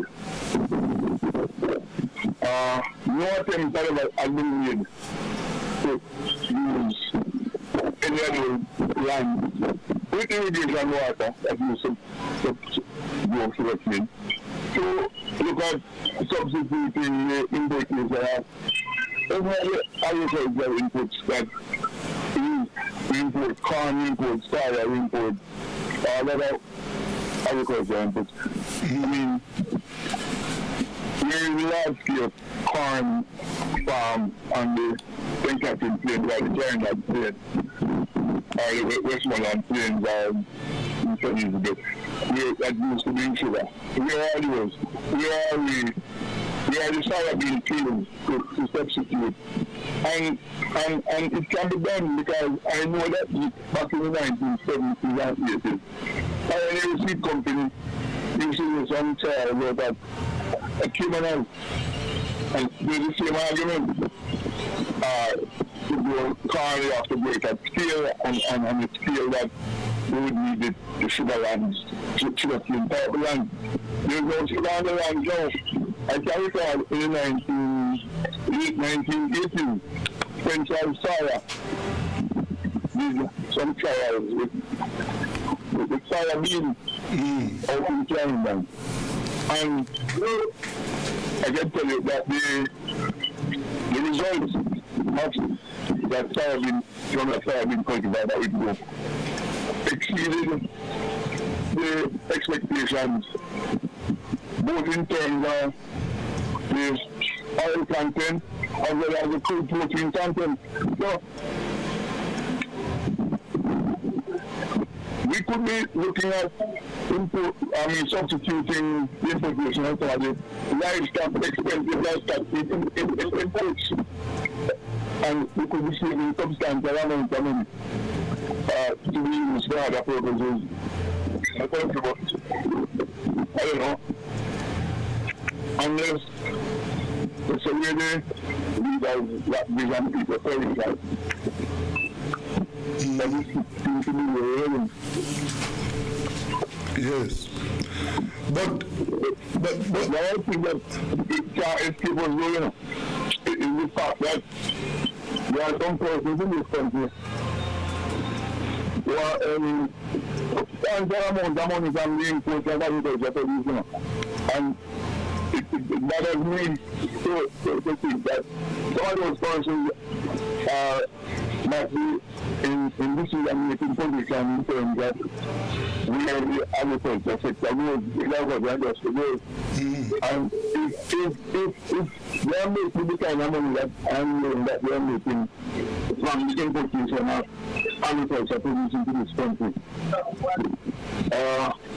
one way that there might not be any case to change the status quo, because that would basically be upsetting your feeding crop. That's all I think. Yes. Mr. Johnson. Hello, Mr. Johnson. Hello? Yes. Mr. Johnson, for example, what are some of the, based on what you know, what are some of the crops that you think our farmers could produce more of in order to reduce importing those crops? What are some of those crops you think? Mr. Webster has just point to some that he believes are wrong and truth, and I agree with him totally. Yes. There are some others. We are accustomed to growing cassava here in Jamaica. Cassava does well on marginal land. It's a hardy crop that can withstand even severe drought. I would want to look on an example like Nigeria. There's a law in Nigeria where all of their baked products must have a minimum of 20% local ingredients. 100% of our bread are made from imported products. Yes. And I've put a proposal to the ministry some time ago, and it must be in 513, where you could start with a 5%, and every 5 year or every 4 year or what the take-up could be, you increase it until you reach 10 or 20% of the raw materials. Can you imagine we curtailing the import bill on baked product ingredient by 20%? It would be a fillip to the rural communities, give farmers in marginal and marginal land a economic viability and activities. We could also look on breadfruit flour, which has been promoted and is being promoted, and each year I think probably 50% of all our breadfruit waste. So there are many areas. I believe it's based upon our microclimate, where we are on the equator or on the world map. Jamaica has a unique, distinct flavor profile that you find nowhere else in the world. Our coffee, our cocoa, our ginger. Even if you get the similar strain from elsewhere, and once it is grown here, it brings out, it carries a superior flavor. There is vast opportunity in those areas. We go into the supermarket each day, we can pick up a cranberry juice. Do we grow cranberry here? No. Why can't I go in and pick up a passion fruit drink, a refreshing passion fruit drink, a refreshing mango drink, a refreshing guava drink that we have here? So, government must take a leading role, but it's not just government alone. Our financing structure must be addressed and changed, and to get rid of that predatory nature of our financiers, to just me, and looking on short-term profit today, and not to develop an industry by offering appropriate financing to help even cottage industries to blossom around the place and to grow. We have a thing we call microfinancing, and it's the worst thing that could ever happen to us. It puts you in a hustling mode, a survival mode, and you'll be on a treadmill that you'll never be able to get off to do productive engagement or to create generational wealth. You are just eating a food and fattening the financier's pocket as it relates to our microfinance. So it's not just one thing that can address it. You must address the whole ecosystem to have us to move forward in a meaningful way. But I must lift my hat to the farmers of Jamaica, because through thick and thin, they have been producing and feeding our people to the best of their ability, while if a more enabling environment were created for them, we could have done much better. And for that I'm asking government, the responsible party in this whole equation, to do the right and correct thing to enable and create that enabling environment for people to do well. Yes. Dr. Grant. Yes. Yes. Yes, go ahead. What are some of the things you think the state should be doing to promote agriculture? Okay. I think agriculture, there's no doubt that agriculture can be the engine of growth in the Jamaican economy. We speak glibly of tourists being the leading factor. That is true, but that is a very fragile industry. It is agriculture is the main potential to lead the country forward in terms of its economy. Right, the farmers can be incentivized to do better. It must start with government policy of low credit rates for farmers, a crawling of the thousands of government wasted agricultural lands, so that these lands can be made available to farmers to undertake their production. While no country is at the zero level of import, we can do much in Jamaica to reverse the 60-40% import, to let it be our own local production and for export. Right? So as I am saying, I agree with all the speakers that government policy must be the number one thing to push the farmers forward in the production. If they are able to manipulate the seasonal production as based on what Jamaican agriculture is about, the seasonal, we can do well in terms of our local food production. Also bear in mind that it's not only quantity that we need to be producing, we need to be producing safe products. That has been the outcry of the local tourist industry, why they can't use local farmers' production. They are saying that it's not of the quality and safety as the imported stuff, which to a certain extent is true, but cannot remain at that level. We must improve our food safety standards, right, based on international regulatory authorities, right, so that all food can enter the marketplace with a local or on the international scene, right? So that again we don't give these people local importers, people who have the proclivity to import food, the excuse that our food do not meet the required standards. We can, if we follow the basic WTO's rules and regulations concerning food production.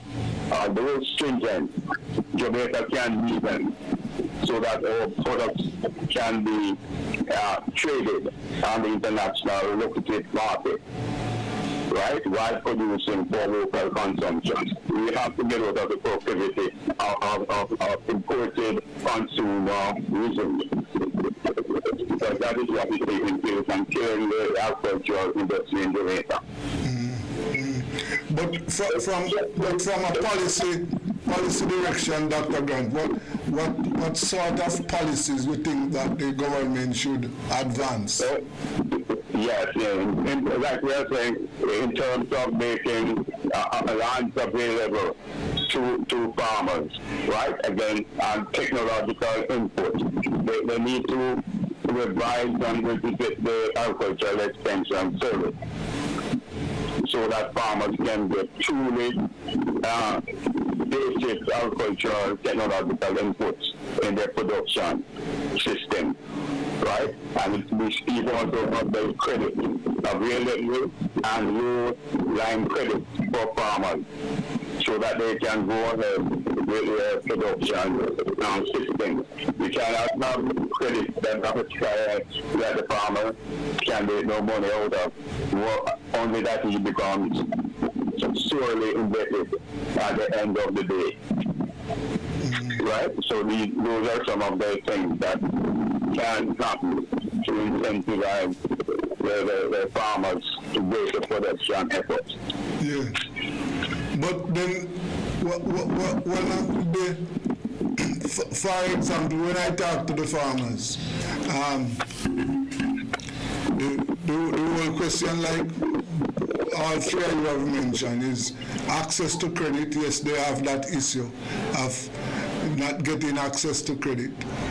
Then they have, right now, farmers are talking about the cost to produce. So the cost of agricultural inputs, the cost of labor, all those are mounting on them. And one of the issue is that the farmers, they are losing, because in many cases, when they look at when they count the inputs, both labor and products, and then what they have to sell their goods for when it is reaping time, they are at the losing end. And you know, these are the medium-sized farmers, as you know, the individual farmers, which are the majority. But they are, as I said, they are not making a lot of money at all. They are losing money. Now, why do you think that we are not getting the kind of support from the state so that we can, you know, drive the sector and, as Mr. Johnson said, make agriculture into a business, so that people see it as a business and are, you know, ready to get involved? Why it is so difficult to get the government to make these moves? Yes, because of the disastrous farm bill prices to farmers based on cheap imports. The farmers are at a distinct disadvantage, right? There is no incentive to produce because they are not getting anything out of agriculture. You look at it, the average age of a farmer in Jamaica today is in the 50s. There's no drawing force for younger people to go into agriculture because they don't see it as a business, a profitable business, and which is a disaster, right? So here again, we are saying, how can you go into the supermarket and you see the prices of vegetables, fruits, and grain provision, and compare that with the farm gate price? There's a vast difference between what the farmer earns and what the supermarket or distributors earn. The farmer is actually getting nothing. He's actually wasting his time. And that is how the younger generation sees it. Right? So by virtue of the policy of decreasing this possibility to import it stuff, you set the pace for farmers to produce because the need is there, the local need is there, the consumer need is there, and so that this will drive the price of his products into a profitable mode, right? But with cheap approach, he will never be able to get the appropriate farm price for his production. Yes. And the other thing, how do we get, well, this is going to require, as I said, some investment in order to get the type of commercial agriculture going. Mr. Johnson made reference to that. Mr. Johnson, you know, well, for example, I saw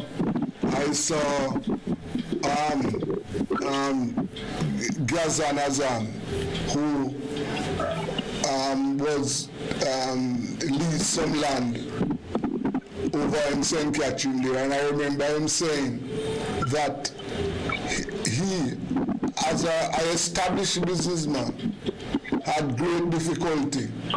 He was not getting any response from the banking sector for any loans to go into agriculture. He was not getting that. So, Mr. Johnson, in order for us to drive the commercial side of agriculture so that people can produce for the export market, you are saying that the state will have to take the lead? Not in business. State doesn't belong in business. Yeah. What they need to do is to create that enabling environment. Yeah. Policies can cause that. It is policy in the United States that drive a lot of resources into agriculture. Yeah. Anywhere around the world. Policies, government policies. But as you rightly say earlier, the legislator are the one, a part of the whole import charade. So they'll be going against their personal interest to really create that productive environment in agriculture that we can do well as a people in feeding ourselves. So it's a selfish move on the part of those legislators, and the government is in bed with them as it relates to developing those policies that will enable us to do better. So we are calling on all well-thinking Jamaica to let your voice be heard. Because all that needs to happen for evil to triumph is for good people to remain quiet. And too many good persons are afraid to speak. Because you are afraid of being labeled as being on the other side, or troublemaker as they call me, or give you names. I've been threatened by legislator for my stand against the degradation of the best hireable agricultural land in this country, to give their friends and families agricultural land, to dig up irrigation, to plant concrete, and to drive the farmers into marginal lands where they can neither produce or eke out a living for themselves. So it's a travesty, and history gonna judge us. We're gonna fall on the wrong side of history as it relates to our complacency, those who refuse to speak up, and those who perpetuate the evil upon the nation. So, in correcting that, let it begin with me, the man in the mirror, and start the process, because we have the expertise here. Dr. Grant is a part of that. Sir Webster is a part of that for decades, and many other talented, well-educated, bright, articulate persons who can let it happen. So that's lack of knowledge or expertise.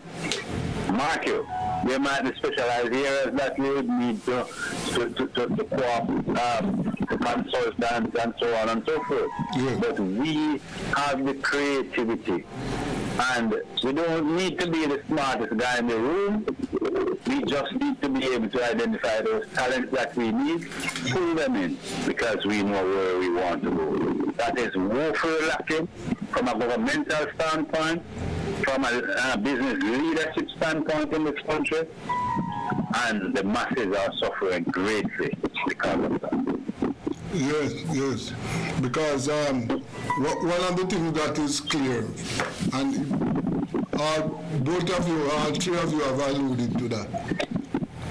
If we can get the agricultural sector moving, that is going to create a revolution in the country. Because, for example, the rural Jamaica, the drift from rural to urban centers, and this is more to young people seeking a better way of life. If we can create an agricultural sector that, make agriculture into a business, then that is going to improve the quality of life in rural Jamaica.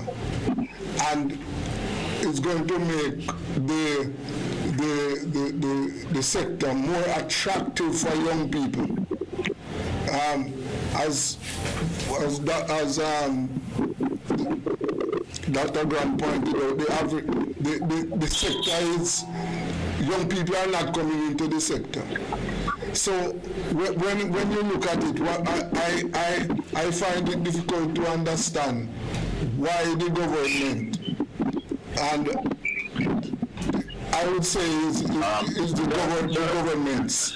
Sorry, Richard. Yes. Sorry for interjecting, but I have a pressing statement. About some 6 years ago, I saw on television an incident in Montego Bay. Yes. And a lot of people were laughing, but I was crying in my heart. A group of fourth graders. Teacher asked them what they want to be in life. Yes. In a chorus, they all respond.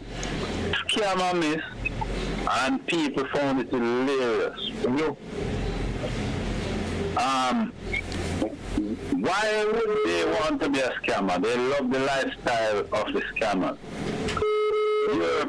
Your father and grandfather has been toiling all your life, and you have to come and take care of them. Would you take that route? Hello? No, that is not enable a farmer to live a productive, comfortable life from his 10, 20, 50 acres plot of land. And you need to encourage young people into farming. In Trinidad, I see where a farmer with a 5-acre patch of cocoa live in a very lovely 2-floor house, drive a SUV out of his cocoa, and live pretty decent. Yes. In Jamaica, a farmer with a 50-acre plot of cocoa can't wear a straight shoes. And those are the issues. And they are caused primarily by finance and regulation. Yes. So finance with the financier, regulation with the government. People are willing, farmers are articulate, farmers are able if they are enabled. Yes. You know, you mentioned, you said it was in St. James where that question was asked of students. Well, one of the things that was brought to my attention recently, that St. James was one of the parish, as a matter of, was a leading parish for school dropouts, where the students drop out of school in order to join up with the scamming, because of course they see the lifestyle, they see scammers making money, buying cars, buying houses, and they dropped out of school. And right now, when you look in the Western Jamaica and look at the crime rate, these are some of the consequences that we are facing now, right? So, if we continue on the path on which we are right now, where we are, turning a blind eye, where the agricultural sector is not getting any attention, then, what I see is that our food import bill is going to go up, and we might eventually, run the sector down to the ground. And I'm sure that is going to have the consequences there are not going to be nice at all. Okay, Mr. Rizzo, my further take on the subject of food security is that the state in developing countries, poor developed countries, such as Jamaica, must play a role. They can't be outside because, like in Jamaica, it is the state which controls the vast acreages of land. And the farmers have none, very little, more than they continue to do their production on small lots and rocky stone areas. Right? The government just look and the deep drive from Westmoreland back into Carolina and Captain River. And you see the vast acreages of agricultural land, textile land that lie away. And in ruining it, what has the government done in there? They made some pretense of distributing some of the land to farmers. The land has gone, my understanding, to just people who we call them asphalt farmers. They grab up the land, hoping that they will be the future owners of it. Not a single production has been done on such land. They wanted to reserve it, I suppose, to be homes. No government in Jamaica will never be able to put into place irrigated land space that we currently have, and it's wasting because irrigation is an extremely costly affair, and the lands out there wasting, and the farmers are out there pining for land, and the land available amount that they have distributed have gone to asphalt farmers, people who have no interest in farming and in production. So we talk about government policy, it must be to make land available to farmers, right? Put into the regulatory system that the farmers can produce not only efficiently, but safe food supply, right? We revolutionize the farmers extension service, that the farmers get truly technological input from these officers, right? So, and give them the land, available land, that's there, the land space is there, so that they can produce. This can only reflect in road import stuff and positive impact on exchange, foreign exchange. Yes. Right? Yes. So it is government, right now it is government that must set the pace for the farmers to rejuvenate agriculture in this country. That's the only ones who have killed it with cheap import and taking the land and giving it to housing, the building of housing, and to more wealthy persons to speculate in a house, a building. Right? They are the ones who must be placed at fault. Okay. Webster. Yes. It requires clear, we need a clear overarching agriculture policy. That is really happening. We need to ask because the kids and using government that are generated for here because it's all the government is the one by that money when he was looking at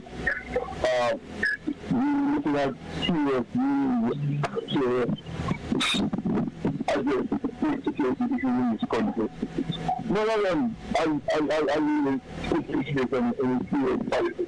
The problem with food insecurity in this country, and I'm telling you insecurity, because we import in 65 and we're in 35, that food insecurity today that I feel.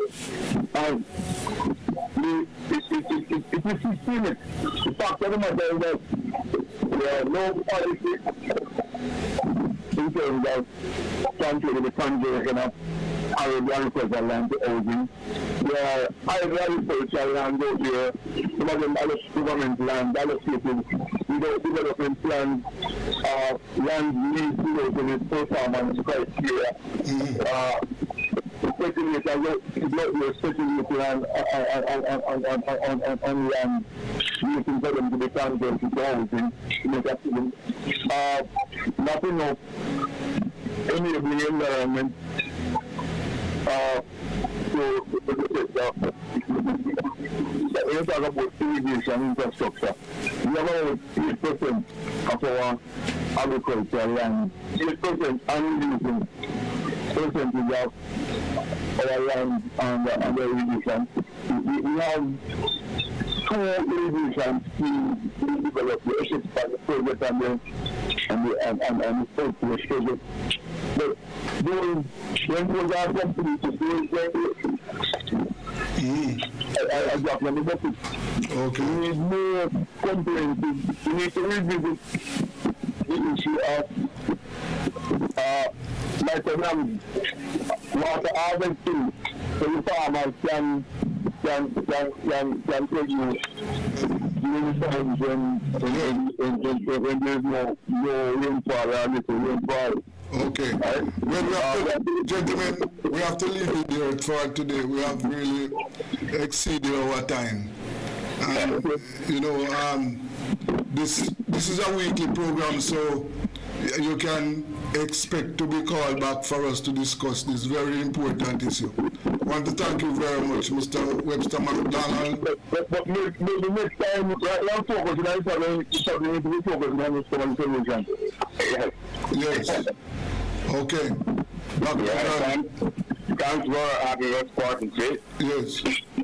Okay, then, folks. Yes. Okay, Mr. Johnson. Thank you, gentlemen. Yeah. Yes. This has been food security. And, you heard it from those gentlemen, what is happening and the impact that it is likely to have on the country. Let us go for a break. This is Webby Radio.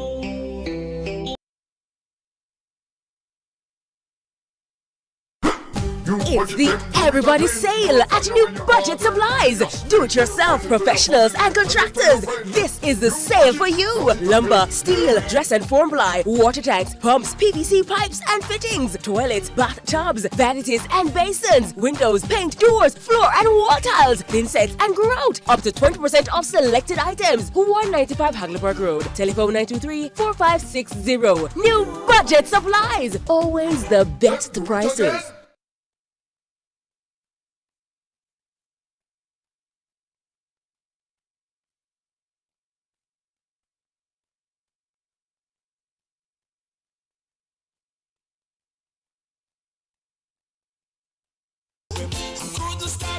Even if I try, the more I trust him, the more I love him. There's nothing good for me he'll deny. The longer I know him, the better I can show him. I couldn't stop no even if I try. He gets sweeter, sweeter, sweeter as the days go by. He gets sweeter, sweeter, sweeter as the moments fly. This love is richer, deeper, fuller, sweeter. This love is sweeter, sweeter as the days go by. He gets sweeter, sweeter, sweeter as the days go by. He gets sweeter, sweeter, sweeter as the moments fly. This love is richer, deeper, fuller, sweeter. This love is sweeter, sweeter as the days go by. Oh, man, he saved me. Good grace he gave me.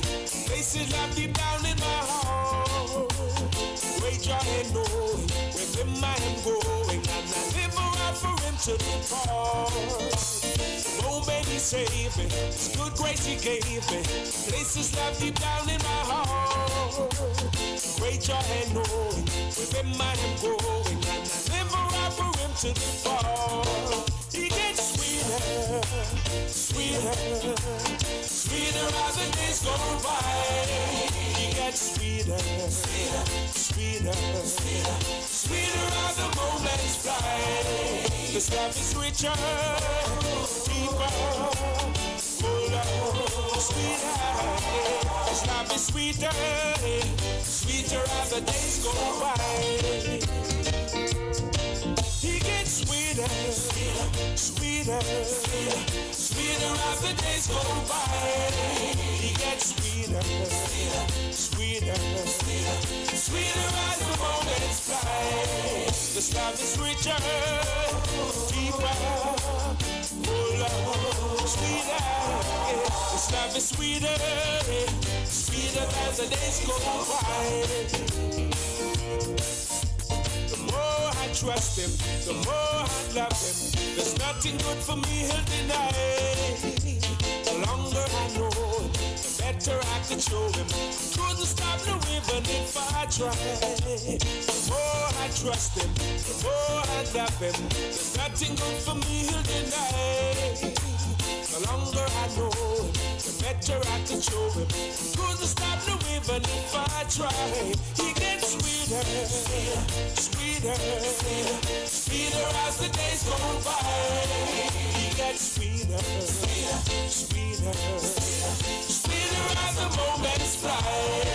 This love is richer, deeper, fuller, sweeter. This love is sweeter, sweeter as the days go by. Yeah. He gets sweeter, sweeter, sweeter as the days go by. He gets sweeter, sweeter, sweeter as the moments fly. His love is richer, deeper, fuller, sweeter. His love is richer, sweeter than the days go by.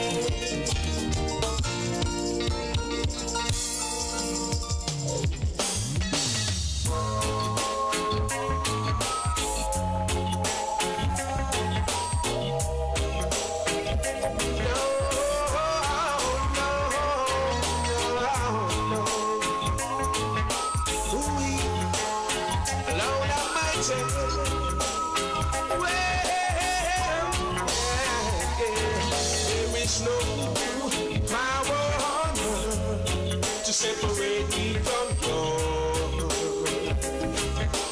Love my Jesus, nothing will be able to turn me away from you. I love you, Father. Anyhow, the afflictions of the righteous, the hearts of men getting more and more vicious. Brutality is on the increase. Tell me, when did the love of God cease? No power on earth to separate me from you. Love my Jesus, nothing will be able to turn me away from you. I love you, Father. This level of crime, only love can eradicate. We must demand justice from the church and the state. And confess.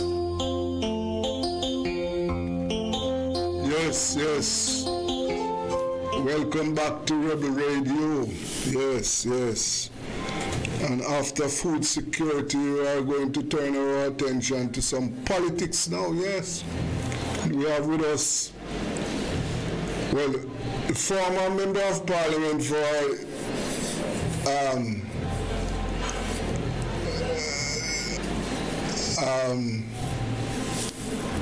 Mr. Andre Hilton, yes. Good evening, Mr. Hilton. Hi, brother. Yes. Yeah, well, I'm supposed to be okay. Now, that constituency there in East, remind me of that. What is that constituency again? The East? Let's repeat that for me, The name of the constituency you represented some years ago. Hello? The name of the constituency which you represented some years ago. Right, that's St. Andrew Eastern, affectionately called Eastern St. Andrew. Yes, Eastern St. Andrew, yes. Eastern St. Andrew.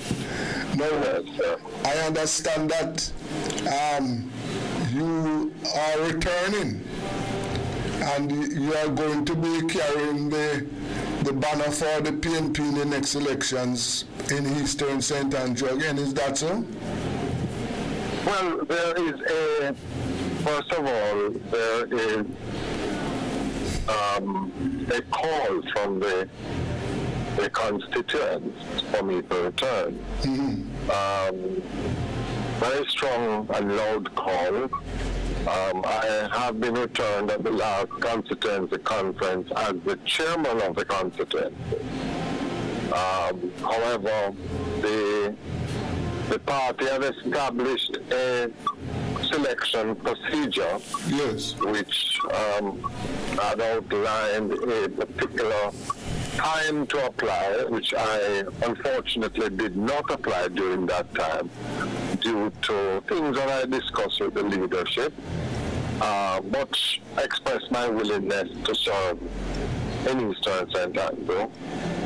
The process came to an end, well, in my mind, came to an end with a vote of the aspirant that was in the race for yes, no. The delegates voted no. However, the party, in their wisdom, has seen it fit to give the lady a 3-month extension, after which she will be assessed. And I am presuming that that assessment would include myself as an option for the constituency to represent that in the next election. Okay. So that's where we are in terms of the selection process. Okay. But I would imagine that you're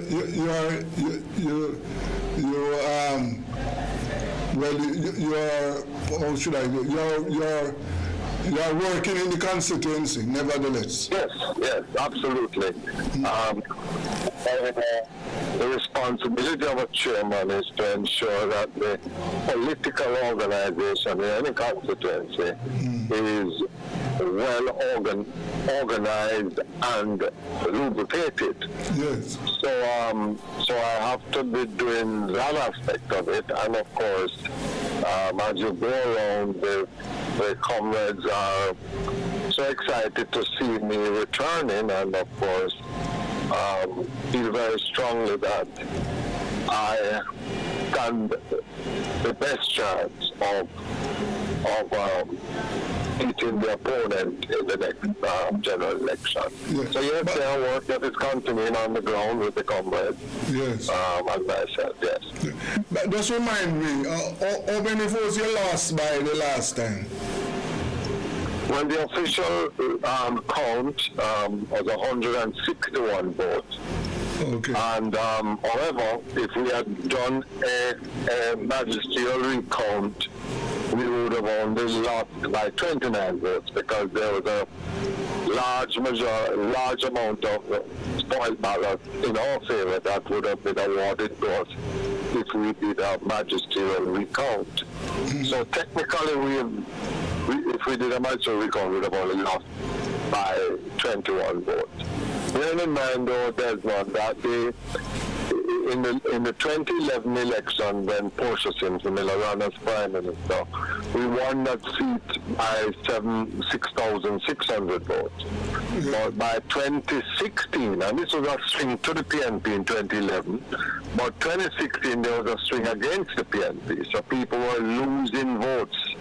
We had the constituencies like Westmoreland, Western Westmoreland, which lost 3,800 votes.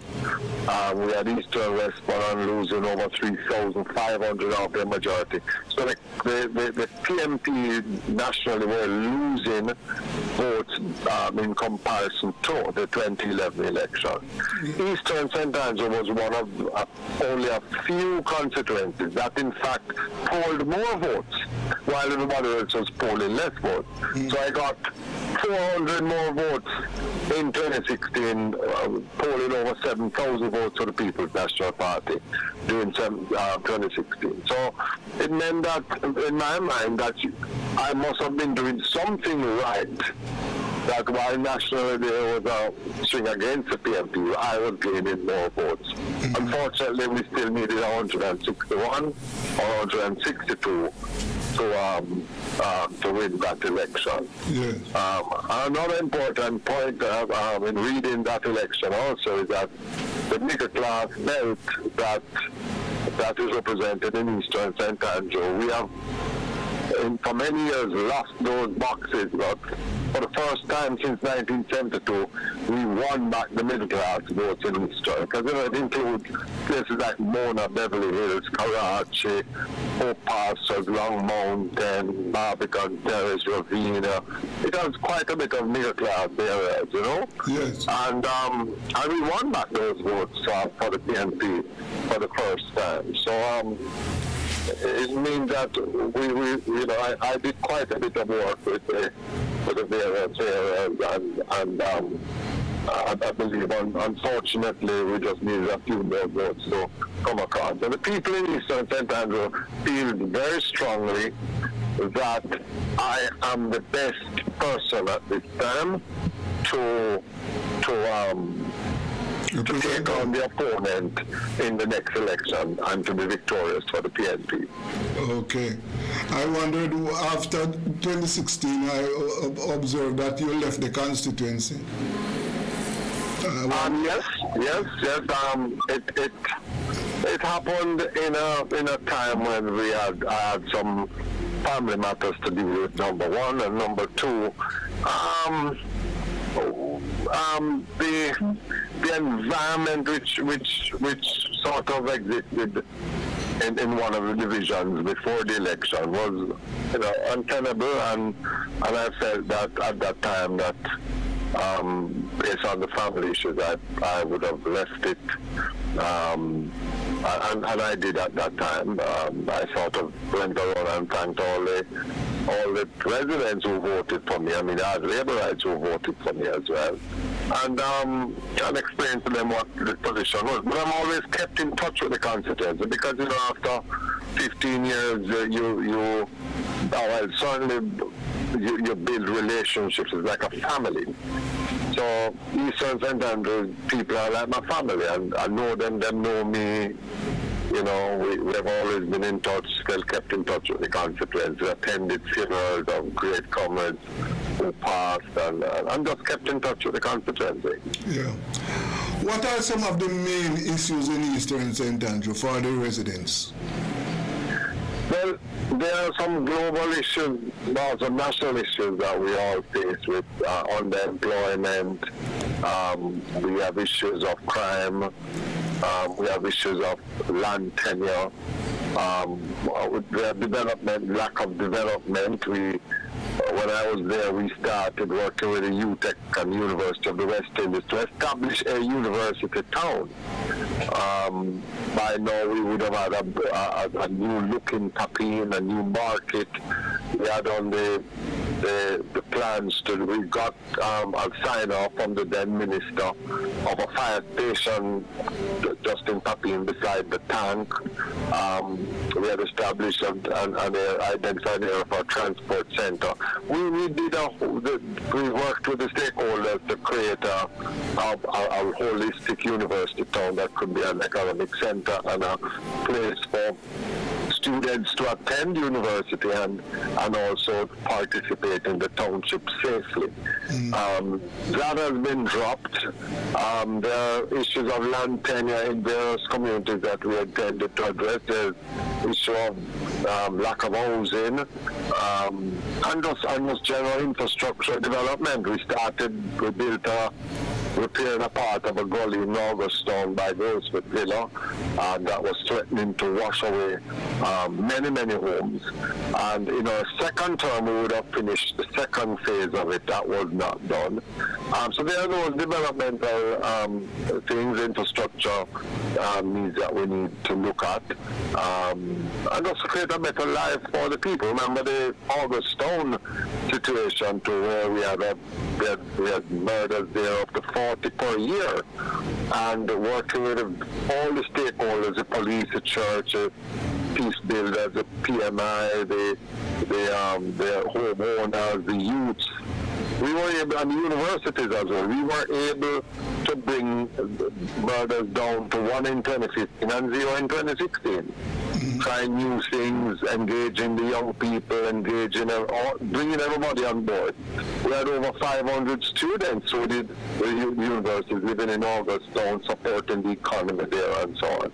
So when I lost in 2016, the present government celebrated the zero murder in Augustown, but that was a great sacrifice of the people who live there and persons who worked very hard for years to bring that down. But they did celebrate that. It has gone back to its old ways, but recently, give thanks, and we're now experiencing the last year was a zero murder once more. So I'm very happy about that, and I hope to work with the various other communities that may have issues of violence to see how we can repeat the Augustown model and assist in bringing crime to a manageable level, and so allowing the people to live a decent and prosperous life, you know? Yes, sir. Yes. I can. So,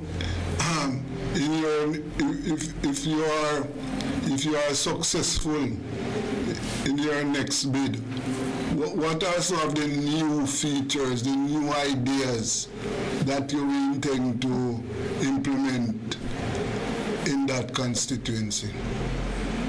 Well, part of what I've always wanted, there are two major things that I've wanted to do.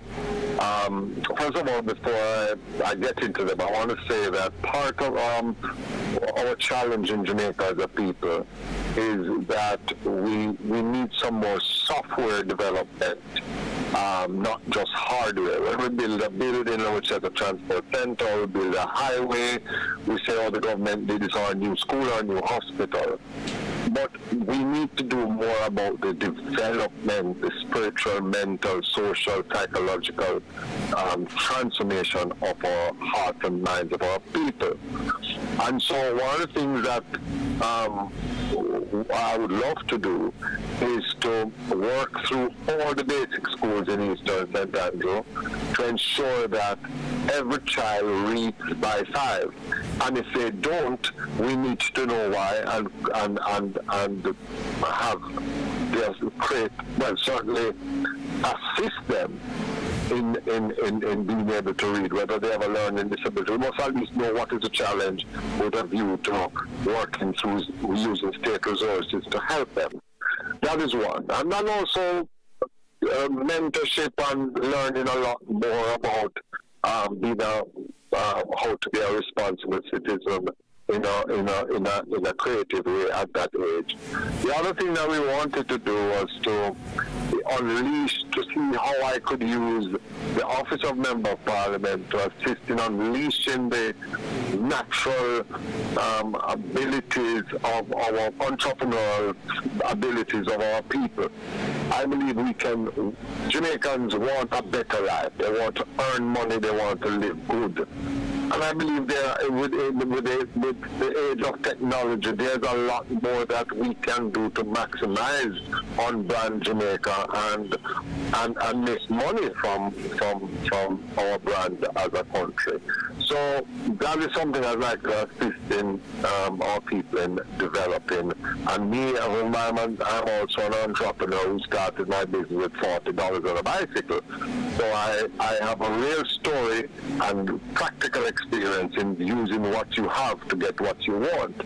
And I believe that I can impart to our young people the know-how and try to facilitate them through the various state agencies to get them in businesses and to be able to live a decent life.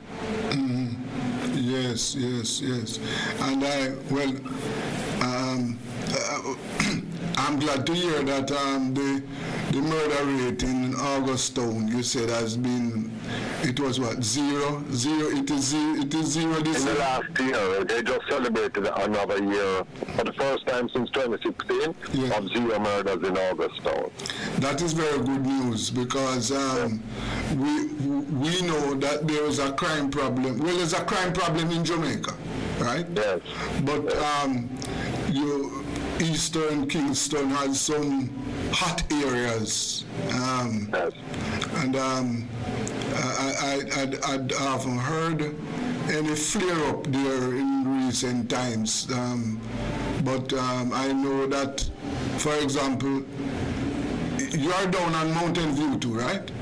Yes, it goes as far down as the police station on Mountain View Avenue. Yes. On the eastern side of Mountain View Avenue, all the way from the police station all the way up to the top of Mountain View, and then turn right onto Hold Up Road, straight across the Barbican Road, continuing straight up Whitcomb to the foot of Mountain Spring there. That's the borderline on that side of the constituency. Yes. Yes.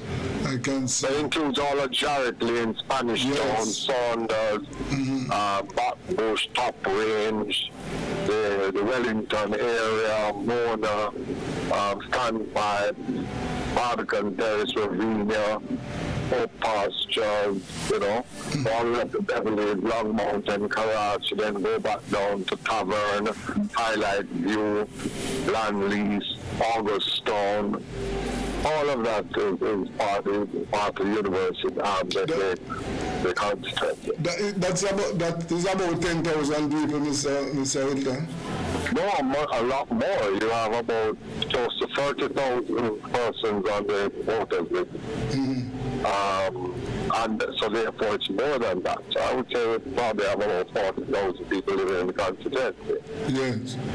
And remember, we also have the largest concentration of young people anywhere in Jamaica. Yes. With 5 tertiary institutions, including the 2 largest universities in the Caribbean. Yes. But the vast majority of those constituents, they are not voting.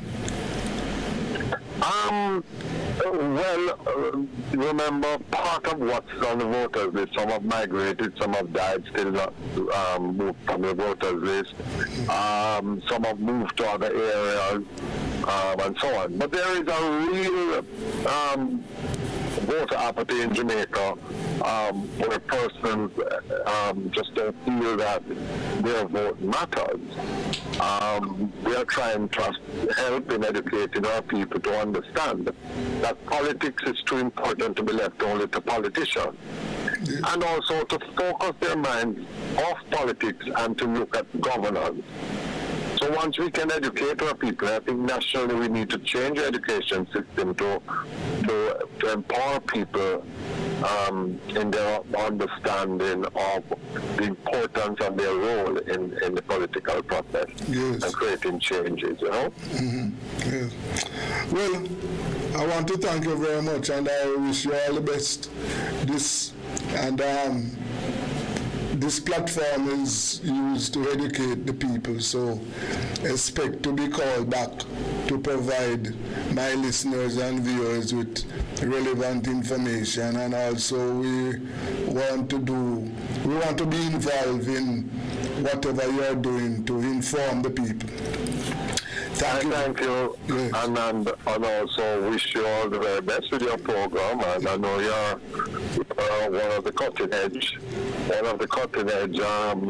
journalists in Jamaica. I remember the first time I went into politics, when I was going into politics, and I told you, yes. I'll never forget you asked me if I have a stomach for it. I'll never forget. I never totally understood what you meant. Yes. Until I actually went into it. I said, no, I know what Desmond was talking about. Yes. Because, boy, you really have to have stomach to get to go into politics. Of course. But my whole life has always been about service and helping people to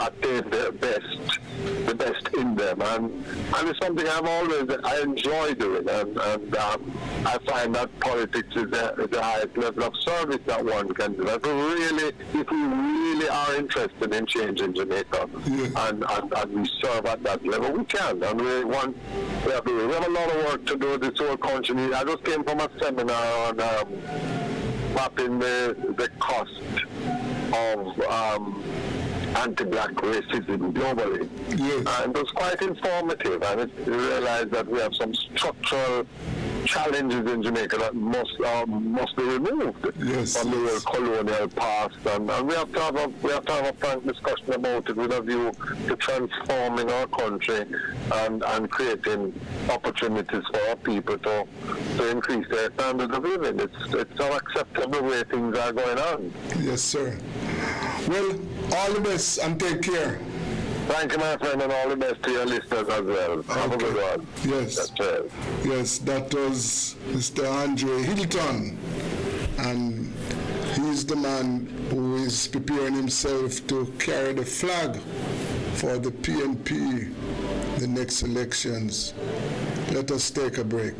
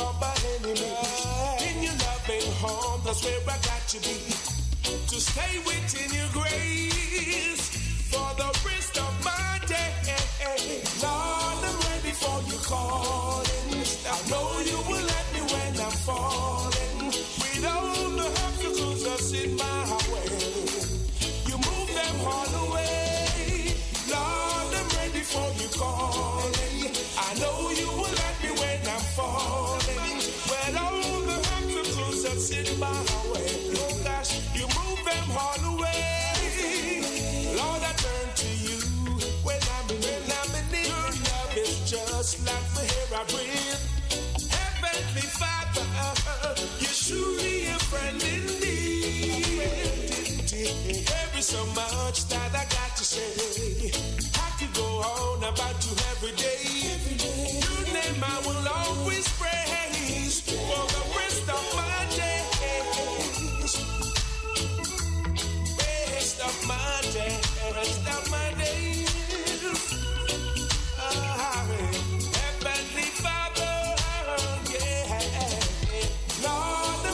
before you calling. I know you will let me when I'm falling.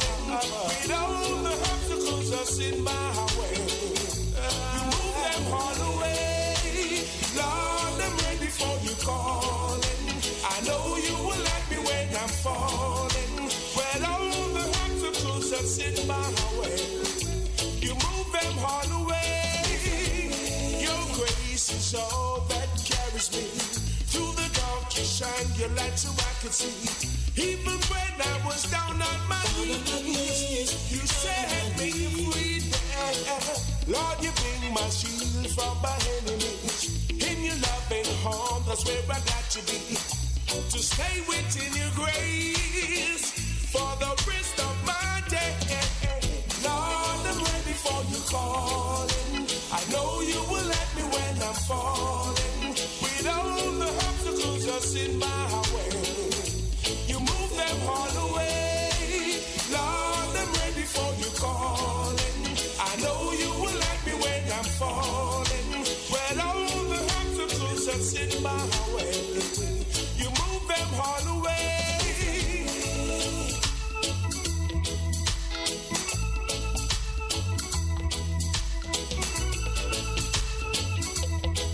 Lord, I'm ready. Lord, I'm ready. I'm ready.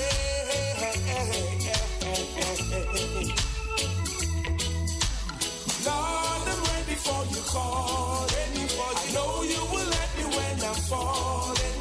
We don't.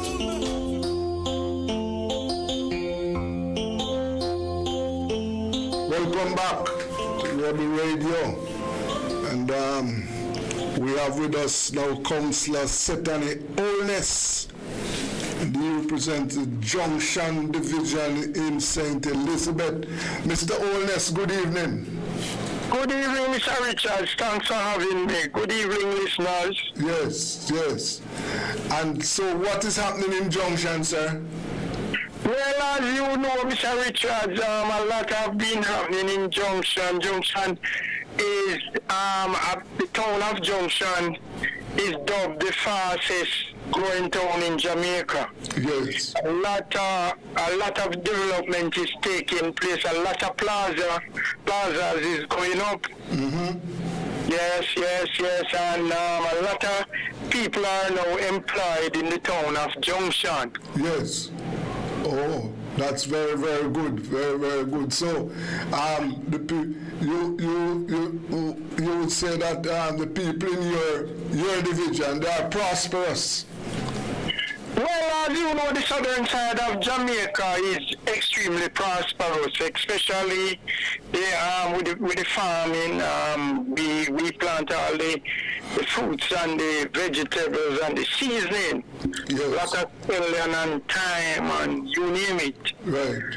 Plant here on the southern side. This red soil that we have on the southern side here is like gold. A lot of farmers have been making, good for themselves here in St. Elizabeth. Yes, of course.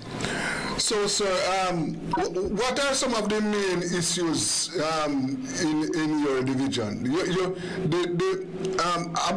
First of all, about how many people you represent in your division? About how many people? Well, the voting population is around 10,000 people.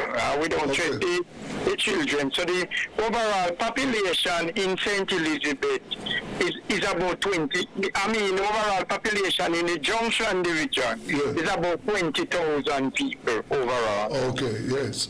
So what are some of the main issues facing the people in your division?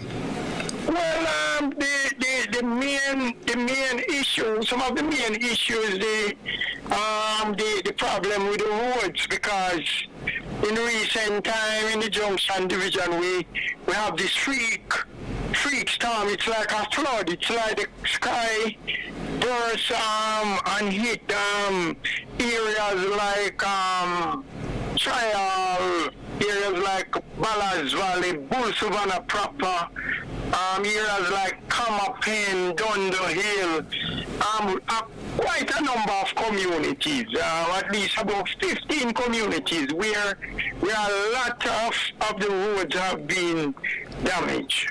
Okay. Lots of the road have been damaged. And a lot of our farmers, crops have been wiped out, and, our farmers here really have been in constant dialogue with the Minister of Agriculture, Honorable Floyd Green, and RADA in the parish with a view to assist the farmers and to get some of them who are on their feet back on their feet again. Yes, I can well imagine that the challenges, and you don't have the area. You don't have a water problem down there, right? Well, in recent times we have significant improvement in water supply. In and around the Junction Division, I was able to get, let me talk about irrigation now. I was able to get JCF to do a number of programs. So a lot of the farmers, I was able to receive 1,000 gallon black drum, 1,000 gallon black drum, and dripping hose, you name it. Yes. Each farmers receive over $300,000 worth of supply, and hundreds of farmers benefited.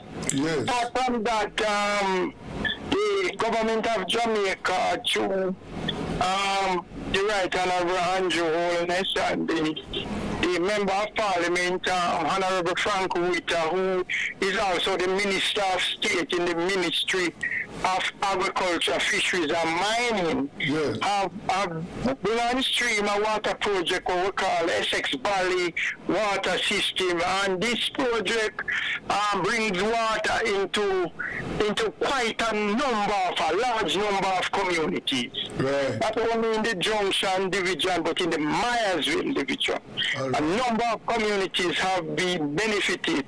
Water supply irrigation water supply are now being put into at least 10 communities in Essex Valley. A lot of roads is going to be rehabilitated. Quite a number of new roads will be constructed. And this irrigation water system, we will see a expenditure of over $8 billion. And this project is now in place, and this will be a project now that will bring water through the parish of irrigation water through on the southern side here. Yes. Even the areas that will not have the water and pipe, the trucks are extremely busy drawing water for the farms right across. Yes. And as you hear, I have mentioned the black drum system that JCF initiates. So once the truck draw the water, they fill up the drum, and they have a proper irrigation system at the farms. That's very good, sir. Very, very good. Yes. What about the farmers in your area? How are they dealing with pre-listening? Well, the farmers in my area, are doing extremely well. Those, especially those farmers that plant, especially scallion, melon, sweet pepper, cucumber, tomato. Yeah. Tomato is one of the crop. Now, the price of tomato is really up quite a number of months now. So a large amount of farmers is making a headway from those crops at this time. So the farmers, even though I mentioned quite a number of the farmers need help, but those farmers that can afford, go right back and replant, and it's making money. Yes. But quite a number of the farmers, as I rightly said, need assistance. Yes. And I asked, how are they dealing with pre-listening? Well, predial larceny mainly affect like the goat farmers and the cattle farmers here on the southern side.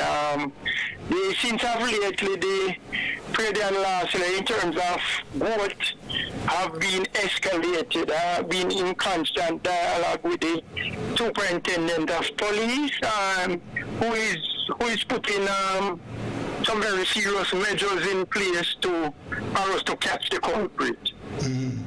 So the predial larceny here is not bad in terms of the crops, but it's bad in terms of livestock. Okay, I can see that, yes. And the crime problem, I observed that the junction. Yes, man. We have an increase in the overall activities of crime here on the southern side, and it is something that Mr. Richards I have been talking about at our serious crime meeting all over, where I've been telling the police that there's a build-up that is taking place here on the southern side. Yes. Whenever areas like Montego Bay and areas like Westmoreland, in some areas in Westmoreland and Spanish Town and so on get hot, quite a number of the strange people take up residence here on the southern side, and being that our people are of a specific nature. They allow these people to come in and they rent them houses. Those who have apartment building rent them the apartment, and they seem not to check out these people because they don't even know where they are working, because a number of them stays in the house all day. So you don't come out to work, but you find it very easy, extremely easy to pay the rent. Yes. And a lot of our people don't really look into that. But I have been in constant dialogue with the authorities, with a view for us, and I have been making a lot of appeal to the citizens here, to look out for the strangers, because I mean. Everybody knows the nature of St. Elizabeth people. St. Elizabeth people is extremely nice, and sometimes our niceness is our own downfall. Yes, sir. Yes. Because right now the entire country is faced with a crime problem. But not the entire country, but St. Elizabeth was a parish that was extremely low in terms of crime. Very low, sir. Very low. Very low. And when I see,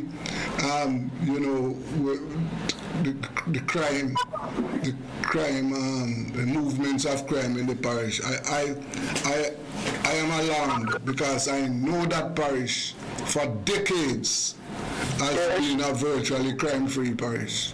Virtually crime-free, Mr. Richard. But as I have been saying, I have seen the build-up. I have seen the strangers them coming in and form gangs, and quite a number of the young people here on the southern side is joining them. Sometimes when you pass on the street, you will see them converse by numbers, sometimes at least 10, 15 of them congregate one place, and you will interpret what they are doing whenever they congregate. I am not going to say. Yes. Okay. Yes. So I can well imagine that you are preparing for the local government elections, which are due by February next year. Yes, Mr. Richards, I am one of the councillor here in St. Elizabeth that always prepared. Anytime the Prime Minister and the Minister of Local Government ready, I am ready. Because I have contested 3 straight parochial elections. I have won all 3, Yes. and each time with an increased majority. Okay. Yes. So I am at the St. Elizabeth Municipal Corporation now, going 17 years. And the division that I am in is an extremely strong JLP division, very strong. Okay. And certain communities that especially the one that I live in, whenever there's a parochial election, even when the people voted for the PMP in the general, a lot of them voted for me in the parochial election. Okay, I can see. So you are on the ground and with the people down there, sir. Yes, Mr. Richard, and one of the policy that I believe that when you are elected for all. So I have been dealing with people from both sides. I cannot afford to be dealing with people. The tribal nature of politics certain tribal nature need to stop. Yes. Because that is a recipe for crime and violence. Yes. Yes. So we need to treat people right across the board. Yes, I see. So you are a counselor for the people, not just counselor for the JLP supporters. Yes, sir, yes, definitely. And if you interview the people in my area, they will tell you. You know, you will have people that will say otherwise, but with the people that is extremely reasonable will tell you that Sitani, as I am called in the area, is a very extremely good politician, representative. Yes, sir. And I can see that you are contesting the next election, and based on how you sound, you have all the intentions of to continue representing the people in Junction. Well, definitely. I have no other reason to think otherwise. The people here are upbeat. I have just recently keep my divisional conference at Bultavana where I was born, and over 1,200 people come out at a divisional conference. It is not even a constituency conference, but the entire community was blocked with vehicle along the roadway. So the support, I want to thank them for the continuing support. Yes, sir. That's very, very, very good. Very, very good. So, as you said that you are always working with the people. So yes, because Mr. Richards, apart from being a counselor, I have been involved with quite a number of different organizations. yes. I have running in the Bull Savannah area, the Uprising Youth Club, and we along with the business community and our citizens, we have just completed maybe not completed, but we have renovated the building there at the Uprising Youth Club. I am also a justice of the peace since 2010. I work with the government as an adjudicator with National Land Agency, Geoland Limited, and LAM. I've been working for a number of years in sort of, getting people to get their own land title. As you may fully well hear, BB Coke in the news. Yes. BB Coke in the news. I am the chairman, of BB Coke High School. Okay. And I am the man who was accused all over social media that I passed an injured child on the sidewalk.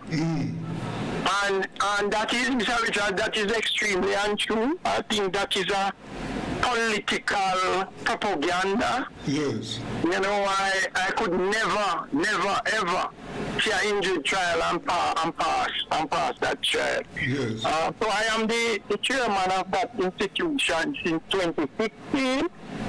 I work on the parish library board. I am one of the judges on the selection panel of the Jamaica Cultural Development Commission. I work along with the Kiwanis Club of Junction, and you name it. I have been very much involved. I not even have time to even sit for a half hour each day. Yes. But Mr. Tell me something. That youngster, the youngster who beat up the other guy, is he all right? Well, let me just give you a little highlight if you have enough time. And to the listeners, after that incident, as chairman of the institution, I had was to have an emergency board meeting, and that board meeting mandated us as a personnel committee to conduct a disciplinary hearing. Yes. So that disciplinary hearing, and you are lucky, Mr. Richard, because you are the only program that I have announced. Yes. Decision that was taken at that hearing. That the student appear, the troubled student appear. I had was to bring in additional security to get him in the room that I was, because students at the institution was adamant that he cannot come on the compound, but we have to do what we have to do. Right. So while I interviewed him, I said to him, you hear that young Jain Coleman, the injured child, reach out to you by saying he forgive you. And he said he hear. I said, what come over you on that particular day? Why you were so wicked? Yeah. And he said to me, sir, I am affected with stress, some stress problem. Oh man. And that at that particular time, I was extremely angry. He said that he was extremely angry. Mm-hmm. So I said, if the other student never push you off, the little man, you would have killed him. And he said, why, maybe, because he said he was extremely angry. So what really transpire is the father voluntarily withdraw that child from the institution. Mm-hmm. He said that he is prepared for the child's own safety to take him away from the institution. And I have said to him that you have to put it in writing. Yes. And he put it in writing. So, for the record, I want to say to your listeners that the child was not expelled from B.B. Cook High School because of the nature of the education code. The education system that is in place would not permit me to expel that child. But I am thankful that the father withdrew him from the institution. Yes. Okay. Well, Mr. Holness, I want to thank you very, very much for your spending time with us this afternoon. And I want you to know that I am coming back to you. I'm going to call you back. Definitely, anytime, Mr. Richards. And I want to thank you for having me, and I want to thank our listeners for listening. Okay, sir. And as everybody will hear, when that election is called, you will hear Sitani Holness as councillor. Okay. All right. All right, councillor. That is Councillor Sitani Holness of the Junction Division. Yes. Boy, you heard what he said about that student at B.B. Cook High School. Well, that's the end of today's program. Yes. I want to thank all my listeners and viewers for spending time with us this afternoon. Yes. And Remember to stay safe and healthy. I want to thank my technical operator, Kevin. Until Friday, stay tuned and keep in touch with Rebel Radio. Remember, you can even listen to today's program on Google. Yes, Rebel Radio on Google. So until Friday, take good care. This is Rebel Radio and I'm Desmond Richards.